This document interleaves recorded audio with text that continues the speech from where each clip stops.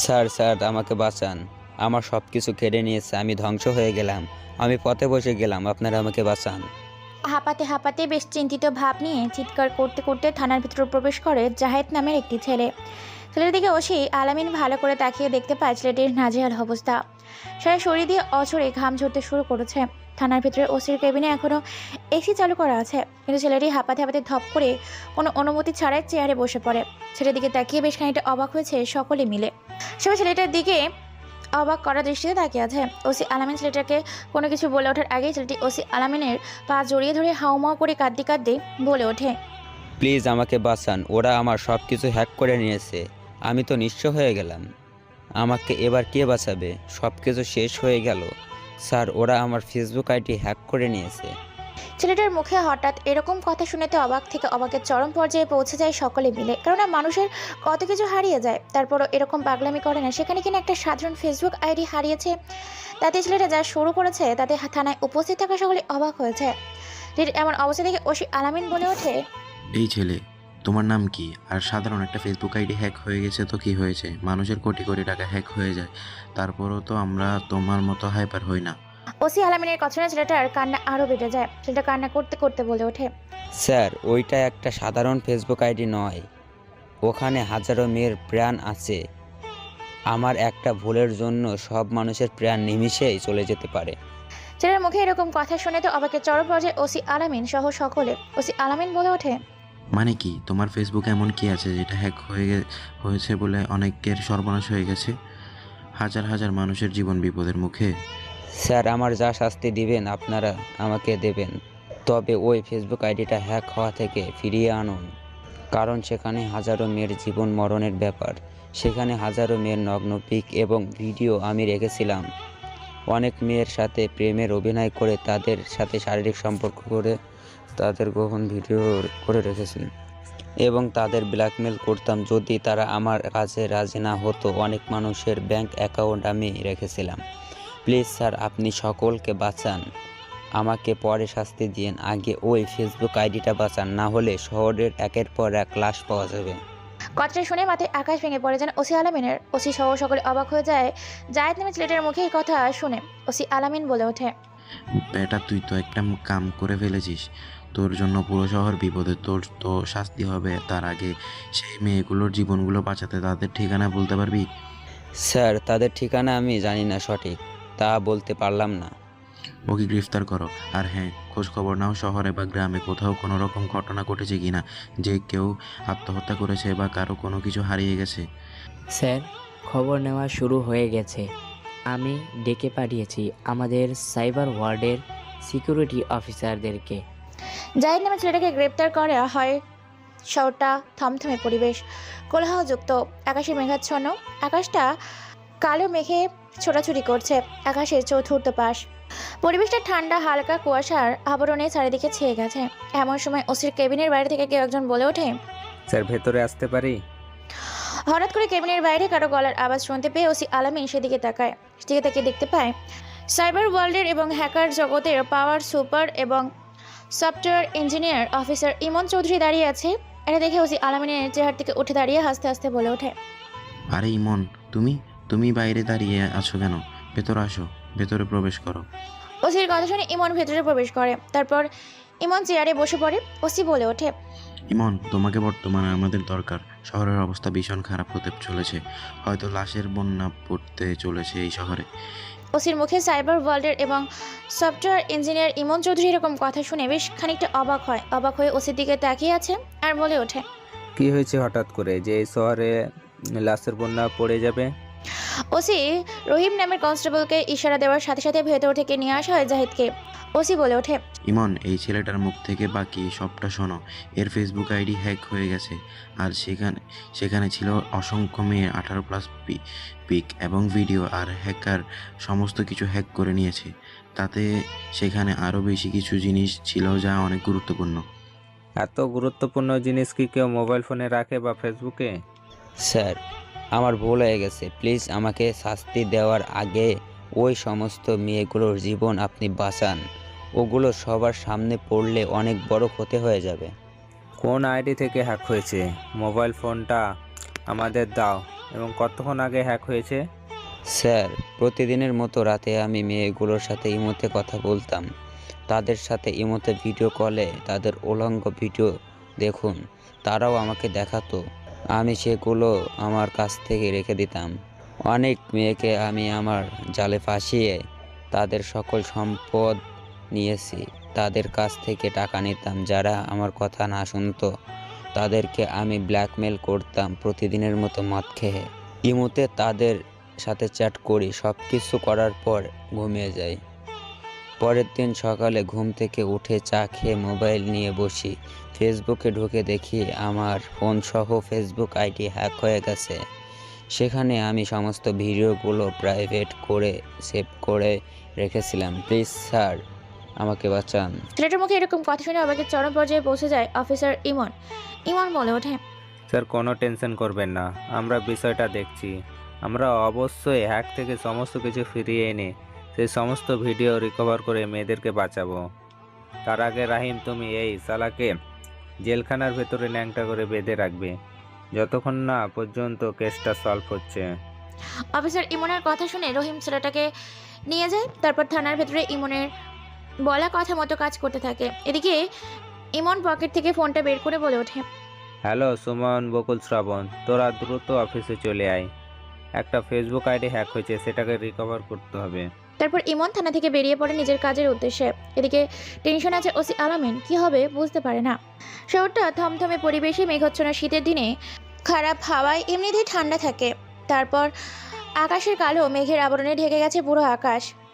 আকাশে কালো মেঘের ছোটাছুটি, সাথে এই প্রচণ্ড শীতে হালকা কুয়াশা যেন বিশ্বজুড়ে কাঁপুনি তুলে দিয়েছে। ছাত্রছাত্রীগুলো ছোটাছুটি করছে ভার্সিটি কিংবা স্কুল, কলেজ, এমনকি মাদ্রাসাতে। মানুষজন ছোটাছুটি করছে নিজ নিজ গন্তব্যস্থলে। কেউ ছুটছে নিজের স্বার্থের জন্য, আবার কেউ ছুটছে অর্থের জন্য। এই স্বার্থপর পৃথিবীতে কেউ কারো নয়। ছুটে চলেছে সবাই নিজ নিজের কর্মস্থলে। এমন সময় ভার্সিটিতে প্রবেশ করছে নাবিল। নাবিল ভার্সিটির গেটের সামনে এসে থামে। তারপর ভার্সিটির গেটের দিকে তাকিয়ে ভার্সিটির নামটা ভালো করে দেখে মুচকি একটা হাসি দেয়। ভার্সিটির সামনে পা ফেলে। যখনই ভার্সিটির ভিতর যাবে তখনই নাবিল চমকে ওঠে, কারণ পাশে তাকিয়ে দেখতে পায় বেশ কিছু ছেলে মেয়ে মিলে একটা ছেলেকে বেঝড়পভাবে পেটাচ্ছে। গৌরদের মতো ছেলেটাকে পেটাচ্ছে। ছেলেটা শুধু চিৎকার করছে, ও মা গো, ও বাবা গো বলে। ছেলেটা চিৎকারে যেন পুরো ভার্সিটির মাঠ কাঁপতে শুরু করেছে। কিন্তু অবাক করা বিষয় হচ্ছে কেউ ছেলেটার দিকে এগিয়ে যাচ্ছে না। এটা দেখে অবাকের চরম পর্যায়ে পৌঁছে যায় নাবিল। নাবিল মনে মনে ভাবতে থাকে, এ কি, এই ছেলেটাকে সবাই মারছে কেন? অসহায় একটা ছেলেকে এভাবে কেউ মারে? আর এই ভার্সিটির ছেলে মেয়েগুলো কেমন সবাই হা করে দাঁড়িয়ে তামাশা দেখছে, কিন্তু এগিয়ে যাচ্ছে না, ব্যাপারটা কি? নিজের মনে নিজের মতো করে কথাগুলো ভেবে চলেছে নাবিল। নাবিলকে দেখতে পুরো আধুনিক যুগের স্মার্ট একটা গাইয়া খ্যাত ছেলে লাগছে। কেননা সে আধুনিক যুগেও কেউ যে এমন পোশাক আশাক বা গেট আপ, এমন স্টাইলিশ হয়ে ভার্সিটিতে আসে তা নাবিলকে না দেখলে বুঝতে পারতো না কেউ। ওদিকে অফিসার ইমন এবং বকুল, শ্রাবণ, সুমন সবাই চেষ্টা করছে ফেসবুক আইডিটাকে ফিরিয়ে আনার, কিন্তু কোনোভাবেই হ্যাকারকে ট্র্যাক করতে পারছে না। যে সফটওয়্যার দিয়ে হ্যাক করেছিল সেই সফটওয়্যারের ভেতরেও প্রবেশ করতে পারছে না তারা, বারবার ব্যর্থ হচ্ছে। অন্যদিকে নাবিল নিজের মতো করে কথাগুলো ভাবছিল, তার সামনে এগিয়ে যাচ্ছিল। একবার ভাবে যে সে সামনে দেখা করতে যাবে, জিজ্ঞাসা করবে কাউকে যে ছেলেটাকে কেন মারছে, আবার পিছিয়ে যায়। আবার মনে মনে বলে ওঠে, না থাক, ঝামেলা করতে করতে তো নিজের জীবনটাকে প্রায় শেষ করে ফেলেছি। আর নতুন করে আর কোনো ঝামেলাতে নিজেকে জড়াতে চাই না আমি। কথাটা নিজের মতো করে ভাবতে ভাবতে ভার্সিটির ভেতর প্রবেশ করছিল। হঠাৎ করে এমন সময় পেছন থেকে মেইলি কণ্ঠে কেউ একজন বলে ওঠে, এই ছেলে, এদিকে আয়। সবেমাত্র সামনে পা বাড়াতে যাবে এমন সময় পেছন থেকে মেয়ে কণ্ঠে কারো ডাক শুনে পেছনে ঘুরে তাকিয়ে দেখতে পায় একটি মেয়ে পেছনে দাঁড়িয়ে আছে। মেয়েটার দিকে তাকিয়ে বেশ অবাক হয়ে যায় আর বলে ওঠে, জি আপু, আপনি কি আমাকে ডাকছেন? কেন রে, তুই ছাড়া কি আশেপাশে কেউ আছে যে তোকে ছাড়া তাকে ডাকবো? নাকি তুই চোখে দেখতে পাস না? না আসলে আপু। কোনো কথা নয়, এদিকে আয়, নয়তো বান্দরবন খাগড়াছড়িতে গিয়ে ফেলবো। ছেলেটি গুটি গুটি পায়ে সামনে এগিয়ে যেতে থাকে। আর ছেলে মেয়েগুলো যে একটা অসহায় ছেলেকে মারছে সেদিকে তাকিয়ে যেতে থাকে মেয়েটির কাছে। ছেলেকে মারছে আর অহংকার ছেড়ে একটি মেয়ে বলে ওঠে, কুত্তার বাচ্চা, তুই ভার্সিটিতে নতুন এসেছিস আর ভার্সিটিতে এসেই তুই এই নাবিলার সঙ্গে পাঙ্গা নেওয়া শুরু করেছিস। একে আজকে আচ্ছা মতো ধোলাই কর, যাতে এই নাবিলের সাথে দ্বিতীয়বার পাঙ্গা নেওয়ার সাহস না পায়। মেয়েটার কথা মতো ছেলেগুলো আরও উত্তম মাধ্যম দিতে থাকে। এদিকে নাবিল নামের স্মার্ট খ্যাত আধুনিক মেয়েটার কাছে গিয়ে দাঁড়ায় আর বলে ওঠে। হ্যাঁ আপু, বলুন কি জন্য আমাকে ডাকছিলেন? মেয়েটা কোনো কথা ছাড়াই পরপর বেশ কয়েকটা থাপ্পড় লাগিয়ে দেয় নাবিলের গালে। নাবিল থাপ্পড় খেয়ে অবাক হয়ে যায় আর বলে ওঠে। হে কি আপু, আপনি আমাকে থাপ্পড় মারলেন কেন? আর আমি কি করলাম যে কারণে আপনি আমাকে থাপ্পড় মারলেন? আমি তো আপনাকে চিনি না, তাছাড়া আমি কোনো দোষও করিনি। তোর দোষ একটাই, তুই সিনিয়রদের সম্মান করতে জানিস না। ভার্সিটিতে নতুন ভর্তি হয়েছিস, আমাদের সালাম না দিয়ে তুই কোথায় যাচ্ছিস? নাকি ভার্সিটিতে নতুন আসতে তোর পাকনা গজিয়ে গেছে? সরি আপু, আসলে আমি জানতাম না, তাছাড়া আমি এই ভার্সিটিতে নতুন ভর্তি হয়েছি, তাই এই ভার্সিটির ডিসিপ্লিন সম্বন্ধে আমার জানা নেই। তোর তো কম সাহস না, তুই আবার আমার মুখে মুখে তর্ক করছিস। তুই জানিস আমি কে, তোর কি করতে পারি? সরি আপু, ভুল হয়ে গেছে, আসলে আমি জানতাম না, জানলে আমি ঠিকই আপনাদের সালাম দিতাম। শোন, মনে রাখবি এই ভার্সিটিতে থাকতে হলে আমাদের সাথে কখনো পাঙ্গা নিতে আসবে না, না হলে তোর হাত দুটো ভেঙে তোর পেছন পকেটে দিয়ে দেব। সরি আপু। ছেলেটা থাপ্পড় খেয়ে মেয়েটার দিকে তাকিয়ে আছে, কেননা মেয়েটা মনে সুখে সিগারেট টানছে প্রকাশ্যে। নাবিল অবাক হয়ে যায় যে মেয়েটা কেউ কাউকে কোনো কিছু বলছে না। মেয়েটার পরনে জিন্স প্যান্ট, সাদা রঙের একটি টি শার্ট, শরীরের সাথে লেপটা আছে। ফতেমা নামের মেয়েটা আবার মুচকি এসে বলে ওঠে। কিরে, খাবি নাকি? সিগারেট খেলে কয়েকটা টান দে। না আপু, আমি খাই না ওইসব বাজে খাবার। তার মানে কি, তোর তো কম সাহস না? আমি যে খাবারটা খাই তুই সেই সিগারেটটাকে কিনা বাজে খাবার বলছিস? বলে আরও বেশ কয়েকটা থাপ্পড় লাগিয়ে দেয়। ছেলেটা আবার অসহায়ের মতো তাকিয়ে আছে। ছেলেটা মনে মনে ভাবছে, আমাকে চিনিস না, তাই আমার সাথে এমন ব্যবহার করছিস। আমি যদি আগের ফর্মে যাই তাহলে তোরা আমার সামনে দাঁড়িয়ে থাকার সাহস পাবি না। কিরে, আধুনিক যুগের স্টাইলিশ খ্যাত কি সব ভাবছিস? শোন, এই কাগজটা ওই যে জিন্স এবং টি শার্ট পরা মেয়েটা দেখছিস তার হাতে দিবি। ঠিক আছে আপু। আর হ্যাঁ শোন, তুই কিন্তু কাগজটা খুলে দেখবি না, না হলে তোকে ন্যাংটা করে পুরো ভার্সিটিতে ঘোরাবো। নাবিল নামের ছেলেটা আর কোনো কথা না বলে একটা সালাম দিয়ে মেয়েটার সামনে থেকে চলে গিয়ে গুটি গুটি পায়ে সেই জায়গায় চলে যায় যেখানে বেশ কিছু ছেলে মেয়ে মিলে একটা ছেলেকে মারছিল। সেখানে গিয়ে মেয়েটার পেছনে দাঁড়ায় আর মৃদু কণ্ঠে বলে ওঠে। আপু শুনছেন, এই কাগজটা আপনাকে দিতে বলল। অপর পাশে দাঁড়িয়ে থাকা মেয়েটা ব্যস্ত হয়ে দাঁড়িয়েছিল। এমন সময় পেছন থেকে উপরোক্ত করো কথাগুলো শুনে পেছনে তাকিয়ে দেখতে পায় একটা ছেলে দাঁড়িয়েছে। ছেলে দেখে তেমন কোনো রিয়াকশন না দিয়ে বলে ওঠে। হ্যাঁ কি হয়েছে বল, দ্রুত, একদম সময় নেই, যা বলার দ্রুত বলে এখান থেকে মানে কেটে পড়।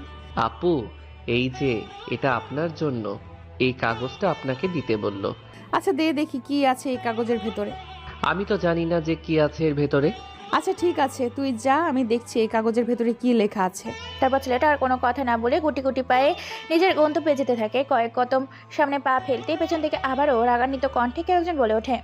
ওই খ্যাত দাঁড়া, কোথায় যাচ্ছিস? এদিকে আয়, তোর কপালে আজকে দুঃখ লেখা আছে। হঠাৎ করে এরকম কণ্ঠ শুনে বেশ খানিকটা চমকে ওঠে। তারপর পেছনে ঘুরে তাকিয়ে দেখতে পায় তার দিকে মেয়েটা রাগান্বিত চোখে তাকিয়ে আছে। ছেলেটা ভয় পেয়ে সেখানে দাঁড়িয়ে আছে। ছেলেটা মেয়েটার কাছে যাচ্ছে না দেখে মেয়েটা নিজে ছেলেটার কাছে কোনো কথা ছাড়া নিজের হিল জুতো খুলে পরপর বেশ কয়েকটা মারে ছেলেটার গালে। জোরে মেরেছে যে গালগুলো ফেটে রক্ত বের হচ্ছে। ছেলেটা অসহায়ের মতো মেয়েটার দিকে তাকিয়ে আছে, কথা বলতে পারে না। গালগুলো প্রচণ্ড ব্যথা করছে, গালগুলো যেন জ্বলে যাচ্ছে। ছেলেটা মেয়েটা চিৎকার করে বলে ওঠে। তোর সাহস হয় কি করে তুই আমাকে এই নিঝুম চৌধুরীকে প্রেমের প্রস্তাব দিস? যেখানে ভার্সিটির সবাই আমার পায়ের নিচে থাকে, সেখানে তোর মতো একটা আধুনিক যুগের গাইয়া স্মার্ট খ্যাত সে কিনা আমার সাথে প্রেম করবে? সবাই হঠাৎ সেদিকে তাকিয়ে আছে। ধীরে ধীরে সবাই ভিড় জমাতে শুরু করেছে। চারিদিক দিয়ে সবাই ঘিরে ধরে, ছেলেটাকে ছেড়ে দেয়। তারপর সেই সব ছেলে মেয়েগুলো নাবিলকে চারিদিক দিয়ে ঘিরে ধরে আর বলে ওঠে। কি রে জিনু, কি হয়েছে? এত রেগে আছিস কেন? দেখ তো, মনে হচ্ছে এই ছেলেটা তোর সাথে কিছু করেছে। তুই ভাবলি কি করে যে ওর মতো একটা গাইয়া খ্যাত আমার সাথে কোনো কিছু করার সাহস পাবে? তাহলে কি হয়েছে বল তো শুনি। এই খ্যাত তোর সাথে কি করেছে যার জন্য তুই ওকে জুতো দিয়ে মারলি? ওর সাহস হয় কি করে ও আমাকে প্রেমের প্রস্তাব দেয়? যেখানে কোটিপতি বিজনেসম্যান এবং শহরের সবচেয়ে বড় কোটিপতির ছেলেগুলো আমার পেছনে সিরিয়াল দিয়ে থাকে, সেখানে ওর মতো গ্রাম থেকে উঠে আসা একটা খ্যাত আমাকে ভালোবাসার প্রস্তাব দেয়। কি বলিস? ওর মতো একটা খ্যাত গাইয়ে কালো ছেলের সাহস হয় কি করে? একে তো উচিত শিক্ষা দিতেই হবে। গালগুলো প্রচণ্ড ব্যথা করছে, যেন গালগুলো ফেটে গেছে, রক্ত জমে আছে। তবুও কষ্ট করে সেটা আশেপাশের দিকে একবার তাকিয়ে দেখতে পায় প্রচুর ছেলে মেয়ে চারদিক দিয়ে ঘিরে রেখেছে, যেন একটু কোনো জোকার এসেছে। ছেলেগুলো খুব কষ্টে বলে ওঠে, প্লিজ আপু, আপনারা আমাকে ছেড়ে দিন। আমার ভুল হয়ে গেছে। আমি এমনটা করতে চাইনি। আমি তো এই ভার্সিটিতে নতুন, তাই জানি না। জানিস না মানে কি? আর তোর সাহস হয় কি করে তুই এই ভার্সিটিতে প্রথম আসতে না আসতেই ভার্সিটির সবচেয়ে সুন্দরী এই নিঝুমকে ভালোবাসার প্রস্তাব দিস? আসলে আপু, আমি তো আপনাকে এই চিঠিটা দেইনি, দিয়েছে ওইখানে দাঁড়িয়ে থাকা একটা আপু। ছেলেটা এবার হাত দিয়ে সেদিকে দেখিয়ে দেয়। সেখানে ফাতেমা এখনও গাড়িতে বসে সিগারেট টানছে। এমন সময় নিঝুম নামের মেয়েটা হাতের ইশারা দেওয়ার সাথে সাথে লাইলি নামের মেয়েটা ফাতেমাকে ডাকতে যায়। তারপর ফাতেমা এসে বলে ওঠে, কি রে নিঝুম, কি হয়েছে তোর? জ্বালায় কি শান্তিতে সিগারেটটাও খেতে পারবো না? চুপ শালি ডাইনি, আগে এটা বল, তুই নাকি এই ছেলেটাকে বলেছিস এই চিঠিটা দেওয়ার জন্য? চিঠি? তাও আবার আমি? কাকে, কখন, কোথায়, কোন সময়, কোন দিন? আমি তো কিছু জানি না। আপু, আপনি মিথ্যে কেন বলছেন? আপনি তো তখন আমাকে চিঠিটা দিলেন। প্লিজ আপু, মিথ্যা বলবেন না। ওমা, এই গাইয়া কালো ভূত জোকারটা ভার্সিটিতে কি করতে গেলে? ভিক্ষা করতে নাকি সাহায্য চাইতে? ফাতেমার মুখে এরকম কথা শুনে ভার্সিটির উপস্থিত থাকা ছেলে মেয়েগুলো হেসে ওঠে, সাথে লাইলি আর মোহনা বলে ওঠে, নিঝুম, আমার মনে হয় এই ব্যাটা খ্যাত মিথ্যে কথা বলছে, এখন ফেঁসে গেছে, তাই একে উচিত শিক্ষা দিই। দাঁড়া দাঁড়া, ওকে তো উচিত শিক্ষা দিব। তার আগে ফাতেমার মুখ থেকে পুরোটা শুনি। আরে তোর কি শুনবি? আমি ওই ছেলেটাকে চিনি না, ভার্সিটিতে কখন এসেছে আমি নিজেও জানি না। আমি আমার কাছে ব্যস্ত ব্যস্ত কী সব বলছিস আমার নাম? মিথ্যা কথা শুনি। আপু, আপনি তো তখন ভার্সিটিতে ঢোকার সময় ডাক দিয়ে এই চিঠিটা আমাকে দিলেন যাতে আমি এই আপুটাকে দেই, আর এখন আপনি না শেখায় যাচ্ছেন। বেটা, এতক্ষণ ধরে তোকে অনেক পেঁচাল শুনেছি, তোর সাহস হয় কি করে আমার নামে মিথ্যা বলার? দাঁড়া, তোকে আজকে উচিত শিক্ষা দেব। ছেলেটাকে মারতে শুরু করে ফাতেমাও মারতে থাকে। তারপর সবাই মিলে উত্তম মাধ্যম দিতে থাকে। মারতে মারতে ছেলেটাকে মাটিতে ফেলে দিয়েছে। নিঝুম বলে ওঠে, ওকে ভালো করে বুঝিয়ে দে, পরের বার যেন আমার সাথে লাগতে না আসে। ওর সাহস কি করে হয় ওর মতো 2 টাকার একটা ফকির কিনা আমাকে প্রেমের প্রস্তাব দেয়, যেখানে ওর আমার বাড়ির চাকর হওয়ার যোগ্যতা নেই। এই ভুলটা যাতে কেউ না করে তাই ওকে ভালো করে বুঝিয়ে দে। কথাটা বলে নিঝুম একটা বাইকের ওপর বসে পায়ের ওপর পা রেখে সিগারেট খেতে থাকে।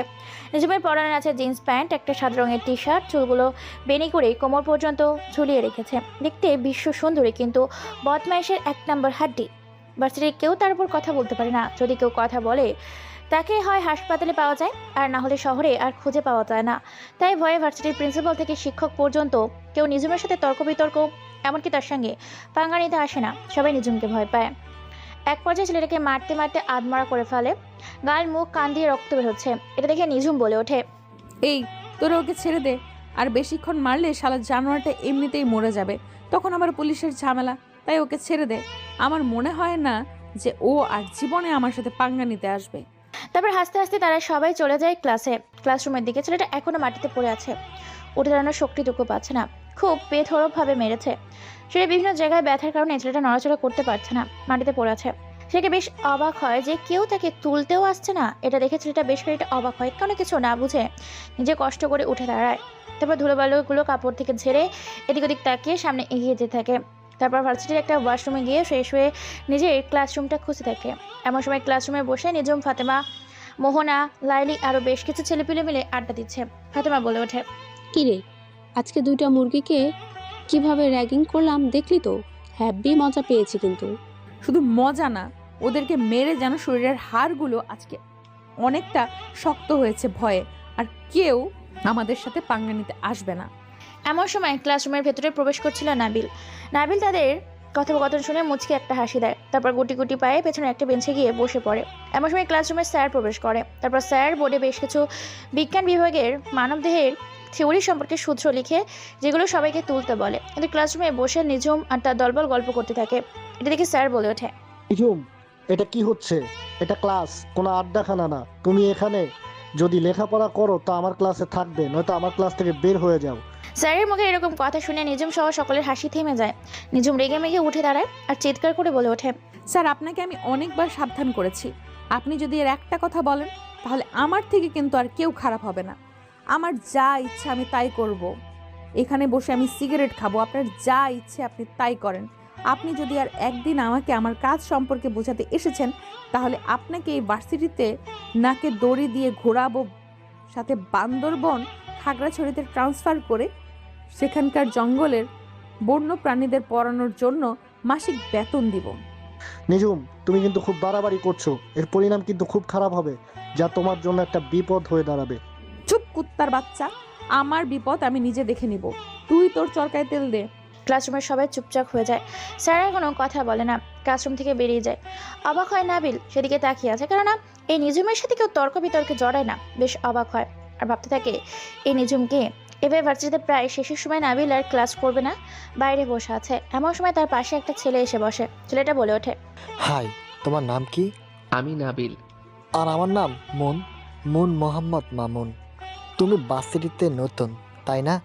অনার্স প্রথম বর্ষের ছাত্র? হ্যাঁ, আমি অনার্স প্রথম বর্ষের ছাত্র, ভার্সিটিতে নতুন ভর্তি হয়েছি। আমিও তো এখানে নতুন ভর্তি হয়েছি, কিন্তু আমার আসার অনেক দিন হয়ে গেছে। আমরা বন্ধু হতে পারি? আমার সাথে বন্ধুত্ব করতে চাচ্ছেন, যেখানে সবাই আমাকে দেখলে হাসাহাসি করে? তাতে কি, মানুষ তো মানুষের জন্যে। সাবধানে থাকবে ওই নিঝুম নামের মেয়েটার কাছ থেকে। ও খুব ডেঞ্জারাস আর পাওয়ারফুল একটা মেয়ে। ওর কথার এদিক থেকে ওদিক হলে জীবনটা হারাতে হবে। কেন? ওই নিঝুম মেয়েটা কে যে তাকে সবাই ভয় পাচ্ছে?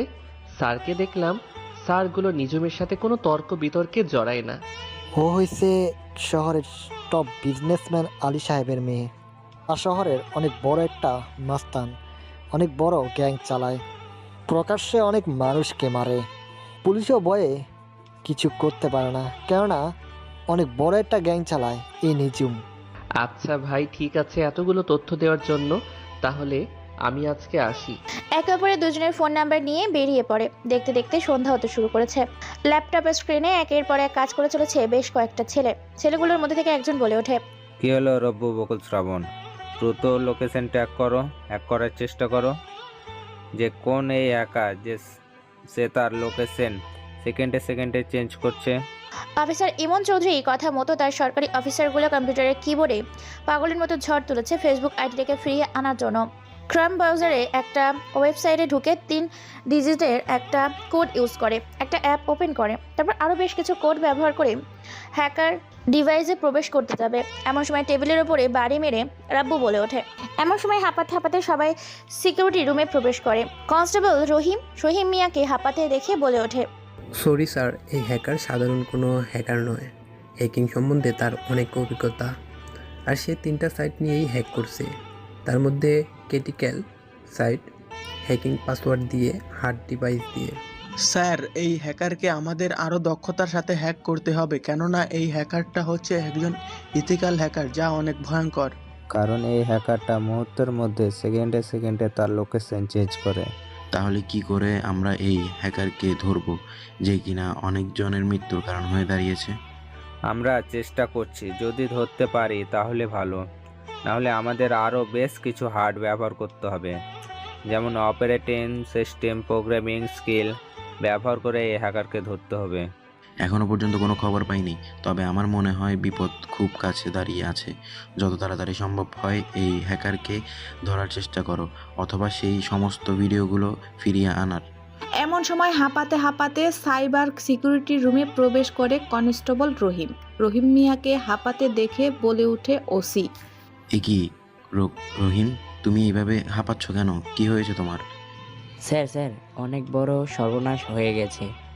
বাইরে 3 জন লোক এসেছে যাদের ল্যাপটপ, কম্পিউটার আর মোবাইল ফোন হ্যাক হয়েছে। কথাটা শুনে আরো চমকে যায় সবাই মিলে। সবাই সিকিউরিটি রুম থেকে বেরিয়ে পরে ওসির কেবিনে যায়। সেখানে গিয়ে 3টা লোক বসে আছে। ওসি বলে ওঠে, কি হয়েছে আপনাদের? স্যার আমাদের বাঁচান স্যার। আমাদের ল্যাপটপ, কম্পিউটার, মোবাইল হ্যাক হয়ে গেছে, যেখানে অনেক কিছু রাখা ছিল। আমাদের যা শাস্তি দেওয়ার আমাদের দিন, কিন্তু সেগুলোকে ফিরিয়ে আনুন, না হলে শহরে লাশের সংখ্যা এত বেড়ে যাবে যে লাশকে দাফন দেওয়ার মতো জায়গা থাকবে না। কেন, তোমাদের মোবাইল ফোন, কম্পিউটার, ল্যাপটপ এমন কি রেখেছিলে যার জন্য শহরের লাশের সংখ্যা বেড়ে যাবে? স্যার ওখানে অনেক কিছু রেখেছিলাম আমরা। সেখানে ছিল ফোনগ্রাফি, একটা ওয়েবসাইট লিঙ্ক, সাথে দেখা ছিল বিভিন্ন মেয়ের অশ্লীল ভিডিও এবং পিক, যেগুলো দিয়ে আমরা তাদেরকে ব্ল্যাকমেল করে টাকা ইনকাম করতাম। এখন কখন হ্যাক হয়েছে? স্যার মাত্র 15 মিনিট আগে। তোমাদের ল্যাপটপ, কম্পিউটার এবং ফোনগুলি আমাদের দাও।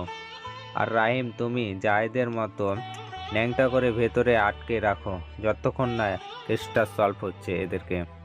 তারপর কম্পিউটারগুলোর দিকে একে অপরে কাজ করতে থাকে। কম্পিউটার স্ক্রিনে ঝড় তুলেছে, কিন্তু কোনোভাবেই হ্যাক করতে পারছে না। ইউজার আইডিগুলোতে হ্যাক করার ঠিক 3 সেকেন্ড পরেই সম্পূর্ণভাবে পাসওয়ার্ড চেঞ্জ করে দিয়েছে, যার কারণে ওয়েবসাইটে প্রবেশ করতে পারছে না। এমন সময় রাব্বু বলে ওঠে, বকুল তুই 9P3 কোড ব্যবহার কর দ্রুত। আমি হ্যাকারের কম্পিউটারে প্রবেশ করছি। আমি কোড ব্যবহার করেছি। এমন সময় ব্যর্থ হয়ে কম্পিউটার স্ক্রিনে বাড়ি দিয়ে উঠে দাঁড়ায় আর বলে ওঠে, স্যার এই হ্যাকারকে ট্যাগ করা এত সহজ না, কেননা এর সেকেন্ড ডিভাইস চেঞ্জ করে সাথে লোকেশন যান, কোনোভাবেই তাকে হ্যাক করা সম্ভব নয়। কেননা একজন হ্যাকারকে হ্যাক করতে ন্যূনতম 5 সেকেন্ড লাগে, সেখানে প্রতি 3 সেকেন্ড তার লোকেশন এবং তার হার্ড টুলস এবং ইউথিক্যাল কিছু অ্যাপ চেঞ্জ হয়, সাথে ফরওয়ার্ড হচ্ছে তার বিভিন্ন পাসওয়ার্ড, যা তার লোকেশন এমনকি কম্পিউটারের স্ক্রিনে প্রবেশ করতে বাধা সৃষ্টি করছে। ব্যর্থ হয়ে মাথায় হাত দিয়ে বসে আছে, বুঝতে পারছে না কি করবে। কোনোভাবেই হ্যাক করতে পারছে না হ্যাকারের লোকেশন। রুমের ভেতর বসে বেশ কয়েকজন ছেলেমেলে কাজ করছে। পেছন থেকে কেউ একজন বলে ওঠে, কি রে প্রেম, হ্যাক করতে পেরেছিস? সব কিছু ঠিক আছে তো? হ্যাঁ ভাই, সব কিছু ঠিক আছে, কিন্তু এর থেকে বড় বিষয় হচ্ছে কেউ আমাদের লোকেশন ট্যাগ করার চেষ্টা করেছে। এই হ্যাকার জগতে এমন কোনো বাপের বেটা নেই যে আমার লোকেশন ট্যাগ করবে, যতক্ষণ না আমি ধরা দিচ্ছি তাকে। ভাই, সমস্ত ডাটা ফাইল আমাদের কম্পিউটারে নিয়ে নিয়েছি। এখন কি সেই সমস্ত মানুষগুলোর কম্পিউটার, ল্যাপটপের ডাটা ফিরিয়ে দেব? হ্যাঁ, তাদের ডাটা ফিরিয়ে দে, কেননা আমাদের যা প্রয়োজন আমরা তা নিয়ে নিয়েছি। কথাটা বলার সাথে সাথে প্রেম নামক ছেলেটা হ্যাকিং হয়ে যাবা সেই সব ডাটা ফিরিয়ে দেয়। উপস্থিত থাকা ওসি, আল আমিন, ইমন, বকুল, রাব্বু, শ্রাবণ সবাই অবাক হয়ে সেদিকে তাকায়। কম্পিউটারের স্ক্রিনে 5 সেকেন্ডের জন্য একটা লেখা ভেসে ওঠে। দ্রুত সেবন লেখাটাকে স্ক্রিনশট নিয়ে নেয়, আবার কম্পিউটার বন্ধ হয়ে যায়। দ্রুত কম্পিউটারের স্ক্রিনে বসে কম্পিউটার অন করতেই দেখতে পায় সব কিছু ফিরে এসেছে। সবাই খুশি হয়, কিন্তু মুহূর্তের মধ্যে অবাক হয়ে যায়, কারণ কম্পিউটারে কোনো কিছুই নেই। সমস্ত কিছু ডাটা কপি করে নিয়েছে এবং ডাটা ফাইল ফেরত দিয়েছে শূন্য হাতে। অপর পাশে রাব্বু বলে ওঠে, স্যার কম্পিউটার স্ক্রিনের হ্যাকার 5 সেকেন্ডের জন্য একটা ভিডিও স্ক্রিন করেছে। ভিডিওতে লেখা আছে, হ্যাকারকে হ্যাকিং করতে এসো না, হ্যাকারের লোকেশন ট্যাগ করতে আসলে নিজেরাই বোম ব্লাস্ট ফুটে যাবে। কম্পিউটার স্ক্রিনে এই লেখাটা দেখে বেশ খানিকটা অবাক হয়ে যায়, সাথে চিন্তায় পড়ে যায় সকলে। কোনোভাবেই হ্যাকারকে ট্যাগ করতে পারছে না। এদিকে সন্ধ্যা পেরিয়ে রাত হয়েছে। রাত 10:30 কিংবা 11টা বাজবে। চারিদিকে বৃষ্টি পড়ছে। সেলার বৃষ্টিতে চারদিকে থই থই করছে। এই প্রচণ্ড ঠান্ডা এবং কুয়াশা পড়েছে বরফের মতো শীতে বৃষ্টির ফোঁটা। ল্যাপটপ স্ক্রিনে আলোয় হালকা আলোকিত হয়েছে। পরিবেশটা চারদিকটা অন্ধকার। হালকা বৃষ্টি পড়ার কারণে রাস্তাঘাট, যানবাহন সব যেন বন্ধ হয়ে গেছে। ল্যাম্পপোস্টের পিলারে উল্টো হয়ে রাশি দিয়ে ঝুলিয়ে রাখা হয়েছে একটা মানুষকে। মানুষটার মুখ থেকে তাজা লাল রক্ত গড়িয়ে পড়ছে বৃষ্টির পানির সাথে। তার সাথে পাশে কয়েকজন অস্ত্র হাতে মানুষটা দাঁড়িয়ে আছে। এক সময় গাড়ির ভেতর থেকে বের হয় এক অজানা আগন্তুক। পুরো শরীর কালো কাপড়ে রেনকোট দিয়ে আবরণ করা। বৃষ্টির পানি এবং কুয়াশা যেন তার শরীর ছুঁতে না পারে। গাড়ি থেকে বের হয়ে চেয়ারের পার উপর পা রেখে বসে পড়ে একজন। ছাতা ধরে দাঁড়িয়ে আছে আগন্তুকটার মাথার ওপর। পকেট থেকে সিগারেট বের করে হালকা কয়েকটা টান দেয়। পাশ থেকে একজন বলে ওঠে, ভাই, এ হচ্ছে সেই ছেলেটা যে গত 3/0/2025 সালের মেয়ে হত্যার সাথে জড়িত আছে। 3তলা ভবনের উপর থেকে যে মেয়েটাকে রেপ করে ফেলে দিয়েছিল, সে হচ্ছে এই ছেলেটা। পুলিশকে টাকা দিয়ে কেসটা ধামাচাপা দিয়েছিল। প্রেম নামে ছেলেটার মুখে এই কথা শুনে চেয়ার থেকে উঠে দাঁড়ায়। তারপর সিগারেটের বাকি অংশটা পিস্তলা রাস্তার ওপর ফেলে দিয়ে পা দিয়ে পিষে দেয় আর মুচকি এসে বলে ওঠে, পরকীয়ার শাস্তি খুবই ভয়াবহ, যা ভয়ঙ্কর থেকে ভয়ন্তরে পৌঁছে যায়। কথাটা বলে আগন্তুকটা একটা ধারালো লোহার তীর এবং ধনুক হাতে নেয় এবং পেট্রোলে ডুবিয়ে তীরের মাথায় আগুন জ্বালিয়ে দেয়। সামনে উল্টো করে ঝুলিয়ে রাখা ব্যক্তিটার দিকে তীরটা নিক্ষেপ করার উদ্দেশ্যে তাক করে রাখে।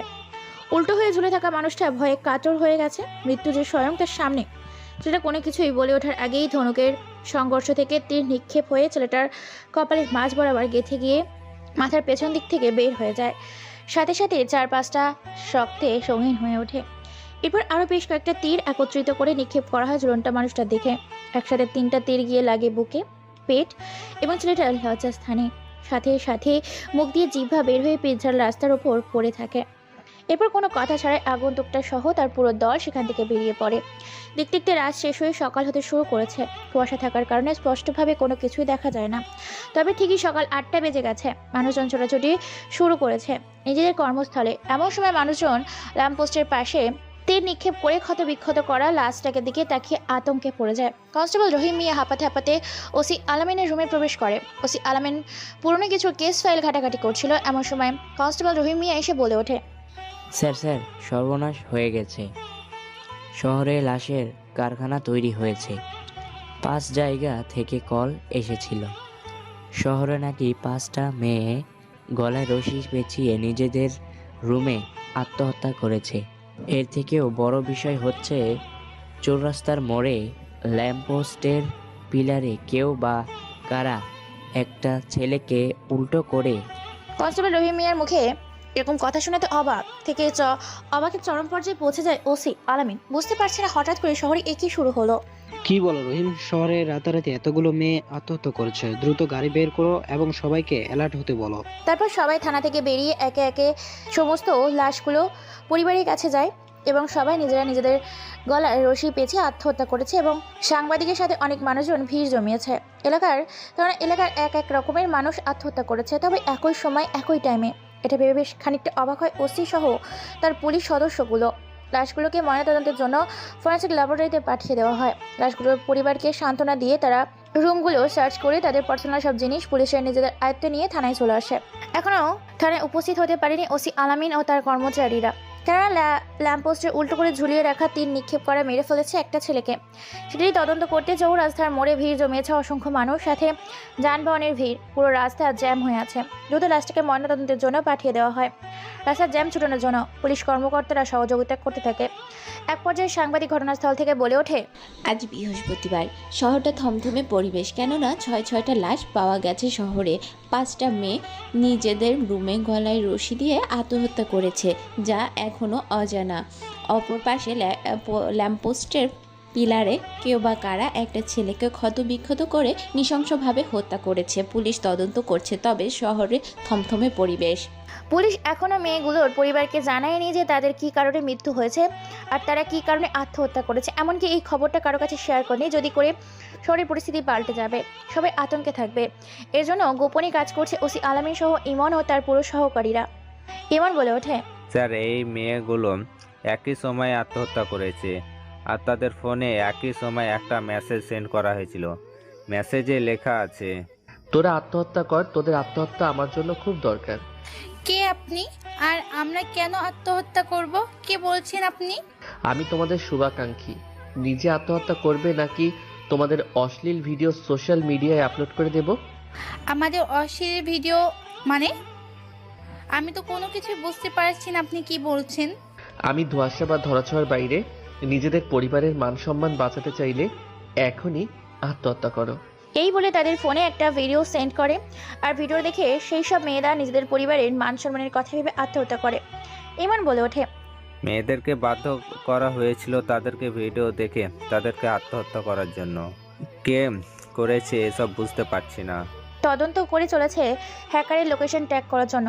24টা ঘন্টা সেখানে বসে কয়েকজন দক্ষ সাইবার অফিসার নিয়োগ করে দেওয়া হয়েছে, তবুও লোকেশন ট্র্যাক করতে পারে না অফিসারগুলো। প্রতিদিনের মতো ভার্সিটিতে প্রবেশ করছে নাবিল, কোনো দিকে না তাকিয়ে মাথা নিচু করে ভার্সিটিতে প্রবেশ করছে। এমন সময় পেছন থেকে মেইলি কণ্ঠে কেউ একজন বলে ওঠে, এই যে দেশীয় বিদেশি স্টাইলিশ খ্যাত, এদিকে আয়। নাবিল কোনো কথা শুনে পেছনে তাকিয়ে দেখতে পায় কালকে সে মেয়েগুলো তাকেই ডাকছে।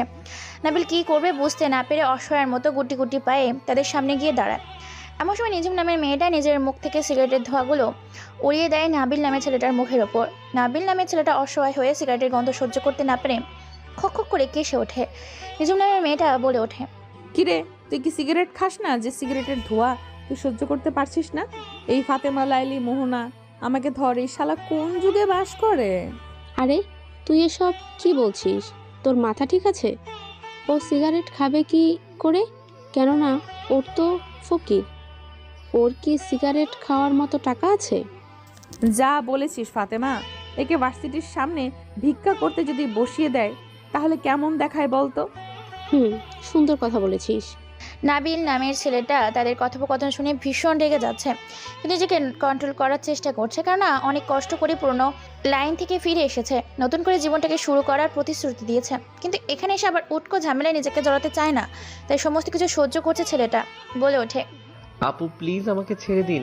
আমার যদি ভুল হয়ে থাকে আমাকে এবারের মতো ছেড়ে দিন। তোকে ছেড়ে দিতে পারি, তবে একটা শর্তে। তোকে এখন এই মুহূর্তে সকলের সামনে আমার পাগুলো মুছে দিতে হবে। এটা আমার দ্বারা কোনোভাবেই সম্ভব নয়। সেদিনের কথা তোর মনে আছে তো, কিভাবে তোকে উত্তম মধ্যম দিয়েছিলাম? আর আজকে পুরো ভার্সিটিতে তোকে নাকে দড়ি বেঁধে ঘোরাবো যদি আমাদের কথা না শুনিস তো। প্লিজ আপু আমাকে ছেড়ে দিন। আমি কি করেছি? আপনারা আমার সাথে এমন কেন করছেন? তুই কিছু করিসনি, কিন্তু তোর সাথে আমরা করছি। তোর একটাই দোষ, তুই ভার্সিটিতে প্রথম আসতে না আসতে তুই আমাদের সাথে ঝামেলা করেছিস, আর এখন আমাদের কথা না শুনলে তোর কপালে দুঃখ আছে। এমন সময় কোত্থেকে যেন একটা ছেড়ে এসে পেছন থেকে বলে ওঠে, প্লিজ আপু ওকে ছেড়ে দিন। ও খুব ভালো একটা ছেলে, ও আর আপনাদের সাথে ঝামেলা করবে না, ওর ভুল হয়ে গেছে। হঠাৎ করে পেছনে কারো কণ্ঠস্বর শুনে সেদিকে তাকিয়ে দেখতে পাই ভার্সিটির আরেক আবর্জনা ময়লার ডাস্টবিন। এমন সময় নিজুম বলে ওঠে, কিরে অস্ট্রেলিয়ার ময়লার ডাস্টবিন, হাসপাতালের আবর্জনা, এক আবর্জনা হয়ে আর এক আবর্জনাকে বাঁচাতে এসেছিস? এখানে মন এসেছে নাবিলের পাশে দাঁড়ানোর জন্য। মন আবার বলে ওঠে, আপু প্লিজ ওর ভুল হয়ে গেছে, ওকে ছেড়ে দিন। ও আর আপনাদের সাথে ঝামেলা করবে না, আমি বলে দিয়েছি আপনাদের বিষয়ে। তুই খুব বুদ্ধিমান, কিন্তু তোর বন্ধু তো ভুল করেছে, আর ভুলের শাস্তি তো তাকে পেতেই হবে। তাকে শাস্তি হিসেবে দিয়েছি আমার জুতো পরিষ্কার করতে। এখন যদি আমার জুতো না পরিষ্কার করে, শুধু ওকে নয় সাথে তোকেও এখানে উত্তম মধ্যম দেওয়া হবে। নাবিল কি করবে বুঝতে পারছে না, রেগে তার শরীরটা ফেটে যাচ্ছে।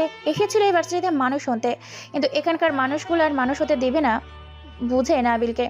নাবিল কোনো কথা ছাড়া নিজের পকেট থেকে রুমাল বের করে নিজুমের পরনে থাকা জুতোগুলো পাগুলো পরিষ্কার করতে থাকে। এমন সময় নিজুমের পায়ে একটা নাবিলের হাতের ছোঁয়া লাগে, সাথে সাথে নিজুমের গালি বুক বরাবর নাবিলের লাথি মারে। নাবিল লাথি খেয়ে বেশ খানিকটা দূরে ছিটকে গিয়ে পড়ে। নিজুম গালি দিয়ে বলে ওঠে, কুত্তার বাচ্চা, রাস্তার কুকুর, জানোয়ার কোথাকার, তোর সাহস কি করে হয় তুই আমার পায়ে হাত দিস? আজকে তোর হাত ভেঙে দিব। তোর মতো একটা রাস্তার ফকির কিনা আমার গায়ে হাত দিয়েছে। এখন তো স্যাভলন আর ডেটল দিয়ে গোসল করলেও এই নোংরা উঠবে না। আমেরিকা থেকে দামি একটা সাবান নিয়ে আসতে হবে তোর এই নোংরা দাগ ওঠানোর জন্য। লাথি খেয়ে বেশ খানিকটা দূরে ছিটকে গিয়ে পড়ে নাবিল। নাবিলের শরীর রাগে ফেটে যাচ্ছে, কি করবে নিজেই বুঝতে পারছে না, যেটা এই মুহূর্তে নিজের আসল রূপে ফিরে লাশখানা যেন তৈরি করে দেয়। তারপর নিজের রাগটাকে কন্ট্রোল করে চুপচাপ সহ্য করতে থাকে। নিজুম আবার বলে ওঠে, তুই আমার শরীরে হাত দিয়েছিস, এর শাস্তি তোকে পেতে হবে। আপু প্লিজ আমাকে এবারের মতো ছেড়ে দিন। আমার ভুল হয়ে গেছে, আমি বুঝতে পারিনি, ভুলবশত লেগে গেছে আপনার পায়ে। এর মনে হয় এখনো শিক্ষা হয়নি। এই তোরা ধর তো একে, আজকেই একে বোঝাবো বড়লোকের মেয়ের গায়ে হাত দিলে তার পরিণাম কি হয়। কথাটা বলার সাথে সাথে ফাহিম, মুন্না, শফিক, রফিকুল, মিজানুর, লাইলি, মোহনা, ফাতেমা সবাই মিলে একসাথে এলোপাত্রি মারতে থাকে নাবিলকে। নাবিল এতজনের মার খেয়ে প্রায় মৃত্যুর পথে যাচ্ছে, কি করবে বুঝতে পারছে না। শরীর থেকে প্রচণ্ড রক্ত ঝরছে। নিজুম নিজের হাতের এক হকি স্টিক নিয়ে নাবিলের পা বরাবর মারে একবারে, সাথে সাথে যেন পায়ের হাড্ডিকুড্ডিগুলো ভেঙে টুকরো টুকরো হয়ে যায়। নাবিল সাথে সাথে পাগলের মতো এক চিৎকার দেয়, ও মা গো, আমি মরে গেলাম গো। চিৎকার দেওয়ার সাথে সাথে মাটিতে লুটিয়ে পড়ে নাবিল। তার চিৎকারে আশেপাশের মানুষগুলো বের হতে শুরু করেছে। ছাত্রছাত্রী দিয়ে ভার্সিটির মাঠ পরিপূর্ণ। নিজুম এবার তার হাতে এলোপাথরি মারে, সাথে সাথে হাত ভেঙে মাটিতে ঝুলে পড়ে। এবার পুরোপুরি মাটিতে লুটিয়ে পড়ে নাবিল। এখন হাত ধরে রেখেছে তার সঙ্গী সাথীরা। অন্যদিক থেকে মুন নামের ছেলেটা প্রিন্সিপালের রুমে যায় দৌড়ে, আর সব বলে দেয়। এখন আবছা আবছা ঝাপসা চোখ নিয়ে সামনে তাকিয়ে দেখতে পায় নাবিল নিজুমের হাতে হক স্টিক, আর কেউ যেন তার দিকে দৌড়ে আসছে। নিজুম এবার নাবিলের মাথা বরাবর একটা বাড়ি, সাথে ভাগো বলে চিৎকার দিয়ে জ্ঞান হারিয়ে ফেলে, আর সাথে সাথে মাটিতে পড়ে যায় নাবিল। অন্যদিক থেকে প্রিন্সিপাল দৌড়াতে দৌড়াতে এবং শিক্ষক সহ আরও বেশ কয়েকজন সহপাঠী দৌড়াতে দৌড়াতে ঘটনাস্থলে এসে পৌঁছায়। ততক্ষণে মাটিতে জ্ঞান হারিয়ে লুটিয়ে পড়েছে নাবিল। প্রিন্সিপাল ঘটনার জায়গায় চিৎকার করে বলে ওঠে, নিজুম, তুমি এসব কি শুরু করছো? ভার্সিটিটা কি তোমার জন্য বন্ধ করে দিতে হবে? তুমি এই ভার্সিটিতে সার্কাস শুরু করেছো নাকি? এখানে কোনো যাত্রা বলা হচ্ছে? নিজুম কোনো কথা বলে না, মুচকি একটা হাসি দেয়। তারপর প্রিন্সিপালের সামনে পকেট থেকে একটা সিগারেট বের করে মনের সুখে টানতে থাকে, ধোঁয়াগুলো উড়িয়ে দেয় মনের সুখে। প্রিন্সিপাল নিজের চোখের সামনে এমন দৃশ্য দেখে নিজুমের গালে পরপর বেশ কয়েকটা থাপ্পড় মেরে বলে ওঠে, আমি তো ভাবতে পারছি না তোমার মতো একটা কুলাঙ্গার মেয়েকে জন্ম দিয়েছে কোটিপতি বিজনেসম্যান আলী সাহেব, যেখানে ওনার সম্মান আকাশ ছোঁয়া। সেখানে তোমার মতো একটা কুলাঙ্গার মেয়েকে জন্ম দিয়ে ওনার সম্মান তুমি মাটিতে ধুলোয় মিশিয়ে দিয়েছ। তোমাকে আজকে এই ভার্সিটি থেকে বের করার ব্যবস্থা করছি।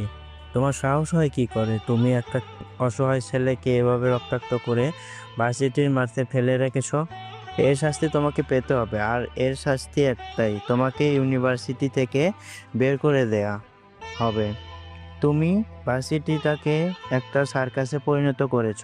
তোমার নামে শুধু ছাত্রছাত্রীগুলো নয়, এখানকার শিক্ষকগুলো অভিযোগ করেছে। প্রিন্সিপালের মুখে এরকম কথা শুনে রেগে যায় নিজুম। আর তার চেয়েও বড় কথা হচ্ছে নিজুমের গায়ে হাত দিয়েছে প্রিন্সিপাল। আজ পর্যন্ত কেউ নিজুমের গায়ে হাত দেয় নাই, তাই নিজুম রেগে গিয়ে নিজের কোমর থেকে বন্দুক বের করে প্রিন্সিপালের কপাল বরাবর চেপে ধরে, যেন টিগারের চাপ দিলেই বন্দুকের গরম বুলেট এসে কপাল ভেদ করে দেওয়ালে গেঁথে যাবে আর প্রিন্সিপাল মাটিতে লুটিয়ে পড়বে। হঠাৎ করে নিজুমের হাত থেকে বন্দুক আর মুখে সিগারেট দেখে ভয়ে কয়েক পিছিয়ে যায় শিক্ষক ও ছাত্রীগুলো।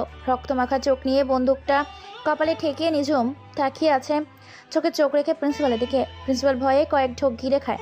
নিজুম বলে ওঠে, তোর সাহস হয় কি করে তোর মতো একটা 2 টাকার ভার্সিটির প্রিন্সিপাল কিনা আমার গায়ে হাত দেয়? যেখানে আমার বাবা মা আমার গায়ে হাত দেওয়া তো দূরের কথা, আমার সাথে উঁচু গলায় কথা বলে না, সেখানে তুই আমার গায়ে হাত দিয়েছিস। আজকে তোর হাত ভেঙে ফেলবো। এই বলে যখনই প্রিন্সিপালের গায়ে হাত দিতে যাবে নিজুম, তখনই পেছন থেকে তার সঙ্গী সাথীগুলো তাকে টেনে ধরে, প্রিন্সিপালকে সরিয়ে নেয়। বাকি শিক্ষকগুলো প্রিন্সিপালের ভয়ে হাঁপাতে থাকে। অনেকগুলো দম নিয়ে প্রিন্সিপাল এবার বলে ওঠে হুঙ্কার ছেড়ে, তোমার সাহস হয় কি করে? তুমি আমার গায়ে হাত দাও। নিজুম, আমাকে বন্দুকের ভয় দেখাও, আমিও দেখি তুমি এই ভার্সিটিতে কতদিন টিকতে পারো। তোমার অহংকার ধুলোর সাথে মিশে যাবে। এমন সময় অ্যাম্বুলেন্স গাড়ির শব্দ চারিদিকে তাকিয়ে দেখতে পায় অ্যাম্বুলেন্স এসেছে। অ্যাম্বুলেন্স সবাই মিলে নাবিলকে তুলে দেয়। নিজুমের রাগ এখনো কমেনি। সিগারেট খেতে খেতে ফুল স্পিডে বাইক চালিয়ে ভার্সিটি থেকে বেরিয়ে পড়ে নিজুম। অপারেশন চলছে, রাত 10টা বাজে। ভার্সিটির ব্যাপারটা নিয়ে এখনো রেগে আছে নিজুম। অন্যদিকে পুলিশ অফিসারগুলো হন্য করে খুঁজে বেরিয়েছে সেই হ্যাকার আর খুনিকে। ওসি আনামিল বলে ওঠে, ইমন, আমার মাথায় এখনও ঢুকছে না এই হ্যাকার এই অসহায় মেয়েগুলোর জীবন নিয়ে কেন খেলছে। সে তো চাইলেই এই মেয়েগুলোর জীবন বাঁচাতে পারতো, কিন্তু মেয়েগুলো মরতে কেন বলছে? তা এখনও আমার মাথায় ঢুকছে না, তবে আমি 24 ঘন্টায় সেখানে বসে রেখেছি আমার বাকি কর্মকর্তাগুলোকে, যারা সব সময় লোকেশন ট্র্যাক করতে থাকে হ্যাকারের। তবে আমাকে আরেকটা বিষয় খুব ভাবাচ্ছে, সেটা মেয়েগুলো না হয় তাদের গোপন ভিডিও ভাইরাল করে ভয় দেখিয়ে তাদেরকে আত্মহত্যা করতে বাধ্য করেছে, কিন্তু ল্যাম্পপোস্টে যে লাশগুলো ঝুলিয়ে দিয়েছিল, লাশটাকে এসে এটা কী কারণে? আমিও তো বুঝতে পারছি না ইমন, সে এইসব কি হচ্ছে? আমার সব কিছু মাথার উপর দিয়ে যাচ্ছে। তবে তুমি 304 নম্বর কেস ফাইলটা বের করো, সেখানে কিছু তথ্য হলেও পেতে পারি। ঠিক আছে স্যার, আনছি। এরপর তারা কেস ফাইলটা আনতে চলে যায় হসপিটালের কেবিনে। এখনও অপারেশন চলছে, আর কেবিনের বাইরে প্রায় কয়েকশো ছেলেপুলে একত্রিত হয়েছে। হসপিটালের বাইরে এতগুলো ছেলেপুলেকে দেখে হসপিটাল কর্তৃপক্ষ সহ সাধারণ জনগণ হিমশিম খেয়ে গেছে। শুধু হসপিটালের ভেতরে নয়, এমনকি হসপিটালের বাইরেও, এমনকি হসপিটালের ছাদেও অসংখ্য ছেলেপুলে, যাদের হাতে আছে লাঠি, সোটা এবং দেশীয় অস্ত্র। ভেতরে থাকা ডাক্তার সাহেব বেরিয়ে আসে, এমন তার সামনে গিয়ে ফ্রেম দাঁড়ায় আর বলে ওঠে, ডাক্তার সাহেব, ভাইয়ের এখন কি অবস্থা? ভাই এখন কেমন আছে? আর ওনার এই অবস্থা কি করে হলো?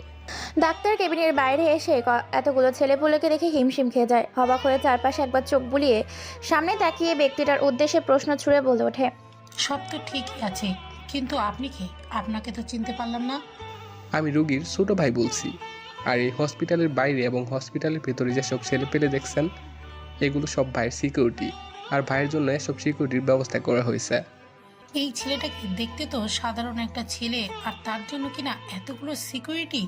আরে দেশের প্রধানমন্ত্রীর জন্য তো এত রকম সিকিউরিটি সিস্টেম তৈরি করা হয় না, সেখানে কিনা একটা সাধারণ ছেলের জন্য এত অসাধারণ একটা সিকিউরিটি কিসের জন্য? ভাই কোনো সাধারণ মানুষ নয়, তিনি অসাধারণ মানুষ।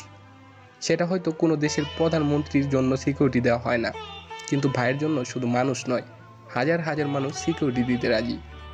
কিন্তু কে এই ছেলেটা, তার পরিচয় কি? আন্ডারওয়ার্ল্ডের শীর্ষ মাস্তান এবং সাইবার ওয়ার্ল্ডের top hacker the Nabil Chowdhury, যার পরিচয় আজ পর্যন্ত কেউ জানে না। ডাক্তারটার এ কথা শুনে অবাক হয়ে যায়, সাথে ঘাবড়ে যায় আর ভয়ে ভয়ে বলে ওঠে, কি বলো, তোমরা আমাকে মেরো না, আমি এসবের বিষয়ে কোনো কিছুই জানি না, আর আমি কাউকেই কোনো কিছু বলবো না। ডাক্তার সাহেব, ঘাবড়ানোর কোনো কিছু নেই। এই যে পুরো হসপিটালটা দেখছেন, সেটা ভাইয়ের নিজের টাকা দিয়ে তৈরি করা, আর কেউ জানে না যে এই প্রতিষ্ঠানের মালিক হচ্ছে আমাদের ভাই। তার মানে উনি হাসপাতালের মালিক, কিন্তু উনি ছদ্মবেশে কেন ঘুরে বেড়াচ্ছেন? আর উনি এখন পুরোপুরি সুস্থ আছেন। ওনার হাত এবং পায়ের এবং মাথার কাছে জোরে কেউ কোনো কিছু দিয়ে আঘাত করেছিল, যার কারণে উনি জ্ঞান হারিয়ে ফেলেছিলেন। হাত পায়ে প্রচণ্ড ব্যথা পেয়ে যান। 1 সপ্তাহ রেস্টে থাকতে হবে, না হলে কোনোভাবেই সুস্থ হওয়া সম্ভব না। আমরা বাকিটা দেখে নিচ্ছি, আপনি শুধু আপনার মুখটা বন্ধ রাখবেন। আর আমি ভাইয়ের সাথে দেখা করতে গেলাম। কথাটা বলে ভেতরে চলে যায়। প্রেম আর বাইরের সবাইকে ভালো করে কড়া নজর দিতে বলে। নাবিলের পাশেই দাঁড়িয়ে আছে বেশ কয়েকজন বন্দুক হাতে নিয়ে ছেলেপুলে। মিটমিট করে চোখ খুলছে নাবিল চোখ খুলতেই আবছা আবছা চোখের সামনে তাকিয়ে দেখতে পায় তার সামনে স্বয়ং প্রেম ও তার দলের বেশ কিছু বিশ্বস্ত ছেলেপুলে। তাদেরকে দেখে বেশ খানিকটা অবাক হয়েই বলে ওঠে নাবিল, কিরে প্রেম, তোরা এখানে, তোরা জানলি কি করে যে আমি এখানে আছি? নাবিলের এরকম অবস্থা দেখে রুমের ভেতরে থাকা ছেলেগুলো খেতে দেয়। নাবিলকে জড়িয়ে ধরে কাঁদতে কাঁদতে প্রেম বলে ওঠে, ভাই, আপনার এরকম অবস্থা কি করে হলো? কে আপনাকে মেরেছে? কার এত বড় কলিজা যে আপনার গায়ে হাত দেয়? শুধু তার নামটা বলুন, তার গলা কেটে মাথাটা আপনার পায়ের কাছে এনে ফেলে দিব। আপনার ফুলের মতো একটা শরীরে কার হাত লেগেছে বলুন। তার আগে তোরা বল, তোরা সবাই মিলে এখানে কি করছিস? আপনি দল ছাড়লে কি হবে, কিন্তু আমরা আপনাকে ছাড়বো না। আপনি ছাড়া আমরা সম্পূর্ণ অসম্পূর্ণ ভাই। যে ভাই আমাদেরকে ছোট থেকে বড় করেছে, তাকে কি করে ছেড়ে দিই? তার বিপদে পাশে দাঁড়াবো না? আমি সিঙ্গাপুরে গিয়েছিলাম একদিনের জন্য। এখানকার একটা ছোট ভাই আমাকে ফোন দিয়ে বলে তোমাকে নাকি এখানকার বেশ কিছু ছেলে পেলে মেরেছে, সাথে সাথে প্রাইভেট প্লেন নিয়ে আবার ব্যাক করি। আর তোমাকে হসপিটালে অ্যাডমিশন করেছিল আমাদের ছেলেগুলো। তুই চিন্তা করিস না, আমি সম্পূর্ণ ঠিক আছি। ভালো হতে এসেছিলাম এই শহরে, কিন্তু এই শহরের মানুষগুলো আর ভালো হতে দিল না, তাই এখন তাদেরকে আমার আসল রূপটা দেখাতে হবে। আপনাকে কিছুদিন রেস্টে থাকতে বলেছে ভাই। নাবিল ও তার দলের ছেলেপুলেগুলো কথোপকথন করতে থাকে। আপনাদের জানার ইচ্ছে করছে যে আসলে এই নাবিলকে আর নিঝুমকে। চলুন তাহলে নাবিলকে শুনে আসি।